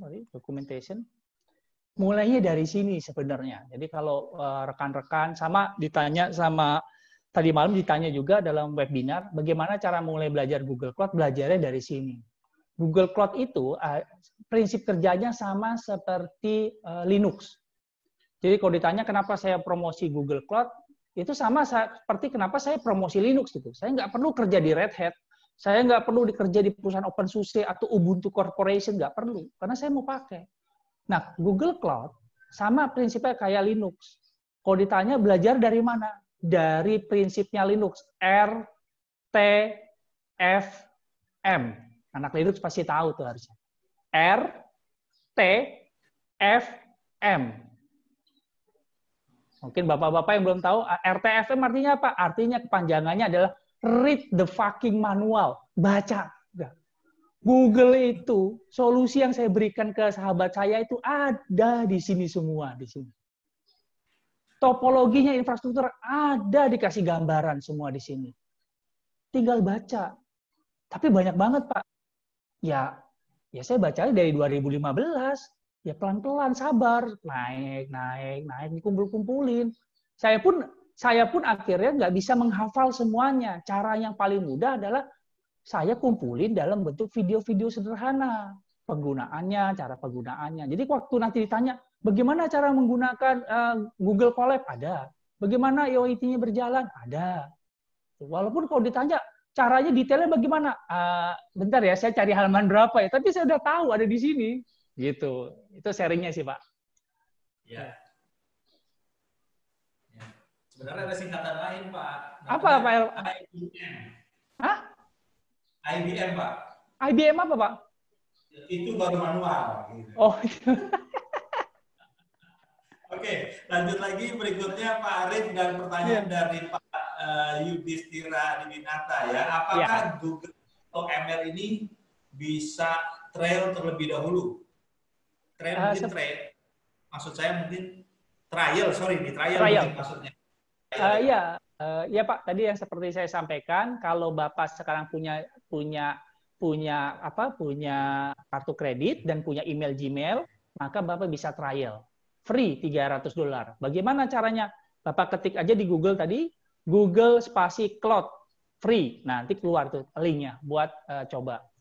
Jadi semua pengguna Gmail dan pemilik kartu kredit itu free $300 atau 365 hari. Silakan pakai gitu Pak. Coba bikin compute engine. Nah, ini biasanya keluar lagi pertanyaan begini nih. Ada nggak sih training center yang ngajarin Google Cloud gitu? Nah, ini tantangan. Saya bilang ada. Bagaimana caranya? Bisa lihat Coursera, bisa lihat Udemy. Tapi ada pertanyaan lagi, Pak, tapi itu bahasa Inggris. Kalau bahasa Indonesianya, nah ini nggak ada. Jelasin Google Cloud yang banyak produknya ke bahasa Indonesia dan plus bahasa manusia. Nah, itu yang nggak ada itu memang. Itu sendiri nggak ada. Nanti Pak Franky bisa buat bootcamp lah, mini bootcamp tuh. Mini bootcamp, Pak. Yang mini bootcamp. Ada partnernya Google juga, Pak, udah kamu, Pak. Ya, benar. Iya, kemarin kan sih itu partnernya juga bikin acara ketemu sama saya, Pak. Tapi tapi begini, biasanya ini sedikit sharing. Mereka akan presentasi produk, bukan bagaimana sih cara pakainya ini. Saya punya akun, saya mau buat solusi buat machine learning ini bagaimana gitu. Bukan produknya, saya tahu produknya gitu sih Pak biasanya. Oke. Terakhir Pak Yosa Hasbianto bertanya tanggapan para narasumber ya tentang hybrid cloud, Pak. Kalau kita bicara hybrid cloud sendiri, sebenarnya ini baru 2-3 hari yang lalu bantu teman saya yang diskusi awal mengenai hybrid cloud. Jadi dia punya data atau aplikasi di on-premise, kemudian dia juga punya data di cloud, kemudian data ini semua mau digabung ke dalam Google BigQuery. Cara yang paling mudah adalah melakukan koneksi VPN antara on-premise ke Google Cloud. Tapi tantangannya, pada saat kita membangun Google Cloud VPN, maka harus lihat perangkatnya dulu. Google Cloud VPN hanya dukung beberapa protokol IPsec untuk LP2TP, nah itu aja. Tapi pada saat kita konfigur si Google Cloud VPN-nya, maka konfigur mesinnya juga harus dikonfigur. Jadi harus sama-sama konfigur. Nah, konyolnya adalah VPN-nya kita konfigur, biasanya yang megang VPN ini beda departemen. Nggak diajak meeting sejak awal. Lama. Nah, ini nggak bisa disetting jadinya. Nah, kayak gitu-gitu sih, Pak. Tapi secara prinsip mudah. Secara prinsip mudah sih. Mudah dilakukan. Gitu. Oke, ya jadi hybrid cloud ini juga mungkin akan menjadi satu tren menarik untuk di korporasi. Nanti mungkin kita bikin sesi khusus lah ya. Boleh Pak. Boleh Pak. Baik, jadi Bapak Ibu itu adalah pertanyaan-pertanyaan yang masuk ke saya selaku host ya. Tadi sempat sampai 99 orang kita, sekarang kita ada berapa nih? 87-an ya. Oke, jadi sebelum menutup ya, kita minta closing statement dari para presenter kita. Silakan Pak Zanibar, closing statement-nya. Ya, terima kasih Pak Pengki atas waktunya sore hari ini. Assalamualaikum warahmatullahi wabarakatuh, teman-teman semuanya. Salam sejahtera yang sudah hadir di sini, semoga sehat selalu. Terima kasih sudah mengikuti acara pada sore hari ini, semoga bermanfaat. Nah, satu dari kami dari Epson Indonesia, bahwasanya kami adalah teknologi partner untuk Bapak Ibu semuanya. Produk adalah satu hal, tapi yang paling penting adalah apakah produk itu sesuai dengan solusi. Tentunya Bapak Ibu fokus di pekerjaan sehari-hari, dan ada partner-partner seperti kami yang fokus di pengembangan teknologi. Nah, kedua ini harus dikolaborasikan, sehingga yang terpenting apa yang kami sediakan atau apa yang kami siapkan bisa dimanfaatkan untuk mempermudah pekerjaan Bapak Ibu semua di kantor. Itu yang pertama. Kemudian yang kedua, membuat pekerjaan itu menjadi lebih efisien. Jadi semakin banyak pekerjaan yang dikerjakan atau diselesaikan dalam waktu yang sama, atau semakin pendek waktu untuk menyelesaikan satu pekerjaan gitu. Dan yang ketiga, tentunya menghemat operasional. Karena bagaimanapun di kondisi saat ini Bapak Ibu, semuanya kita harus mengetatkan ikat pinggang. Nah, itu sangat penting. Sehingga untuk menghindari mungkin wasting waktu atau pemborosan dalam bentuk finansial, banyak-banyaklah berkolaborasi. Tentunya kami bukan, atau saya di sini juga bukan expert, tapi dengan 2 orang memikirkan satu masalah yang sama, itu akan lebih mudah menyelesaikannya daripada mikirin sendiri. Saya kira itu aja dari saya. Terima kasih. Assalamualaikum warahmatullahi wabarakatuh. Salam sejahtera untuk Bapak Ibu semuanya. Saya kembalikan ke Pak Fengki. Terima kasih, Pak. Terima kasih, Pak. Jadi Bapak Ibu jangan lupa ya, mungkin ada yang kelupaan mengisi tadi link feedback ya. Jadi silakan mengisi link feedback yang Epson sampaikan. Nanti pemenangnya akan dikontak oleh tim Epson ya kalau nggak salah ya Pak Janibar ya. Ya betul Pak Fengki. Ya, jadi pemenangnya nanti akan langsung dikontak oleh tim Epson. Di sini kebetulan ada Pak Edwin juga ini yang nanti akan membantu. Nanti kita umumkan menggunakan cloud printing, jadi langsung dicetak di dia mendapatkan hadiahnya. Iya, oke. Ya, berikutnya silakan closing statement-nya Pak Andes Rizky, silakan Pak. Ya baik, terima kasih Pak Fengki. Assalamualaikum warahmatullahi wabarakatuh. Selamat sore rekan-rekan semua. Terima kasih sudah meluangkan waktunya untuk hadir dalam sesi webinar ini. Kita mempelajari tentang cloud, khususnya kalau saya sharing tentang cloud di dunia virtual reality. Nah, yang ingin saya sampaikan untuk closing sebenarnya adalah this is the time sebenarnya. Ini adalah waktu dan momentum kita semua, rekan-rekan, untuk mulai belajar dan juga menyelami ranah-ranah teknologi cloud.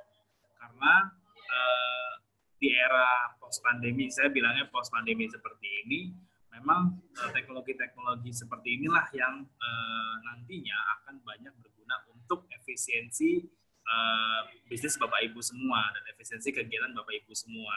Nah, terutama untuk di bidang virtual reality juga ini adalah satu momen juga karena saat ini memang semua orang dan juga banyak sekali perusahaan-perusahaan mulai berbondong-bondong melirik yang namanya teknologi virtual atau teknologi immersive experience ya, gitu. Mau itu dia virtual reality atau augmented reality, semuanya mulai berbondong-bondong melirik gitu. Karena mereka justru membutuhkan media-media baru seperti ini. Nah, Bapak Ibu sekalian, rekan-rekan, kalau misalkan berminat untuk lebih mengetahui lebih dalam tentang VR dan cloud, silakan bisa kontak saya atau mungkin hanya Pak Fengki kontaknya gitu, atau bisa ke Instagram saya Midgetom 2.0 atau bisa email ke Sinta VR juga. Itu aja, tetap sehat selalu rekan-rekan sekalian. Terima kasih sekali lagi Pak Fengki atas kesempatannya. Selamat sore, Assalamualaikum warahmatullahi wabarakatuh. Waalaikumsalam. Oke, Pak Aris, silakan Pak Aris, closing statement-nya. Oke. Assalamualaikum warahmatullahi wabarakatuh. Jadi terima kasih sebelumnya ke Pak Fengki udah memberikan kesempatan. Jadi saya ingin sampaikan ke Bapak Ibu bahwa masa depan itu memang ada di cloud computing. Kita akan mengalami banyak efisiensi, kita akan banyak mengalami perubahan dari pekerjaan. Tahun 2000 saya masih ngelamar di JobsDB, ada namanya technical support. Sekarang technical support di searching juga nggak ada itu, maintenance juga nggak ada. Udah nggak ada, kita zamannya ke cloud computing. Anak saya mau masuk Brawijaya tahun ini, dia sekarang sudah lagi pendaftaran ke Brawijaya. 4 tahun lagi saya bilang sama anak saya, kamu mau jadi apa? Jadi IT Pak, kayak Bapak. Saya bilang, mau jadi apa kamu? 4 tahun lagi itu Google udah jadi raksasa di sini. Kamu kerjanya apa? Ya, ini juga gambaran. Tapi akhirnya apa? Yang harus kita lakukan adalah beradaptasi. Google sudah ngasih gratis, nggak ada yang pakai. Google sudah buat dokumentasi sebagus itu, nggak ada yang baca. Pada saat kita tergilas, ya mungkin memang karena kitanya yang tidak siap beradaptasi. Nah, itu gambaran. Jadi kalau Bapak Ibu lihat kenapa updatean saya di sosial media isinya soal belajar, ya harus dimotivasi semua orang bahwa memang harus belajar. Kalau enggak cepat tergilasnya. Ini bukan butuhan. 2015 saya mulai belajar Google Cloud, hanya butuh 5 tahun dia bangun data centernya di Indonesia. Hanya butuh 1 tahun nanti untuk menggantikan beberapa perusahaan pindah semua ke mereka. Maaf, menggantikan beberapa provider cloud computing lokal yang mungkin bisa hilang. Itu gambarannya. Kita harus siap-siap lah. Mengkhawatirkan sebenarnya masuk ke sini. Sebagai pembelajar Google mengkhawatirkan sebenarnya. Tapi ya itulah. Gitu. Terima kasih Pak. Assalamualaikum warahmatullahi wabarakatuh. Baik, terima kasih Pak Arif ya. Jadi Pak Arif dan para presenter yang lain, Pak Andes, Pak Zatipar. Jadi itulah gunanya kita selalu buat forum ini bersama. Setiap Kamis kami berbagi, sharing tentang bagaimana IT itu bisa kita pelajari bersama ya. Dan ini kita open for publik ya. Tapi memang untuk segmen mahasiswa nanti kami bikinkan khusus Pak. Ini banyak juga yang komplain mahasiswa nggak bisa masuk karena kami limit mahasiswa untuk bisa masuk di Zoom meeting kita setiap hari Kamis. Jadi nanti untuk yang bulan Juli ini kita masih terkait dengan Aptiknas IT in the Real World. Ya, minggu depan kita akan bahas topik terakhir tentang Big Data. Jadi nanti kita ada sesi yang baru di Agustus ya, nanti tentang topiknya Merdeka. Nah, jadi nanti Pak Andes siap-siap nih ya ikutan lagi karena kemarin tantangin Ibu-Teknya mana Pak? Nah, ini ada Pak Zanipar juga, nanti kita bisa bikin lagi ya tentang Merdeka Belajar kita versi Aptiknas. Oke, baik Bapak Ibu sekalian, terima kasih bisa hadir bersama dengan kita di sini. Saya Panji Christian sebagai moderator host pada acara ini mengucapkan terima kasih atas kehadiran Bapak Ibu sekalian.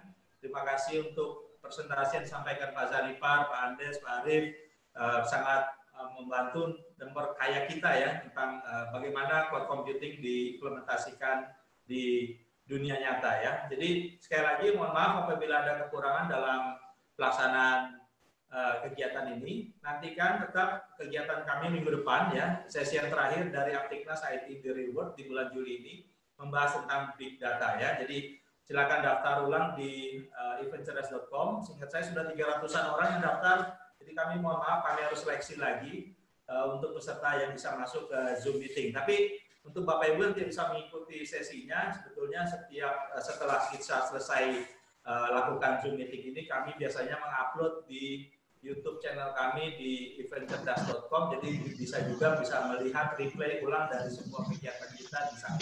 Baik, sekali lagi atas nama Asosiasi Pengusaha TIK Nasional, ucapkan terima kasih. Sampai jumpa di kegiatan kami selanjutnya.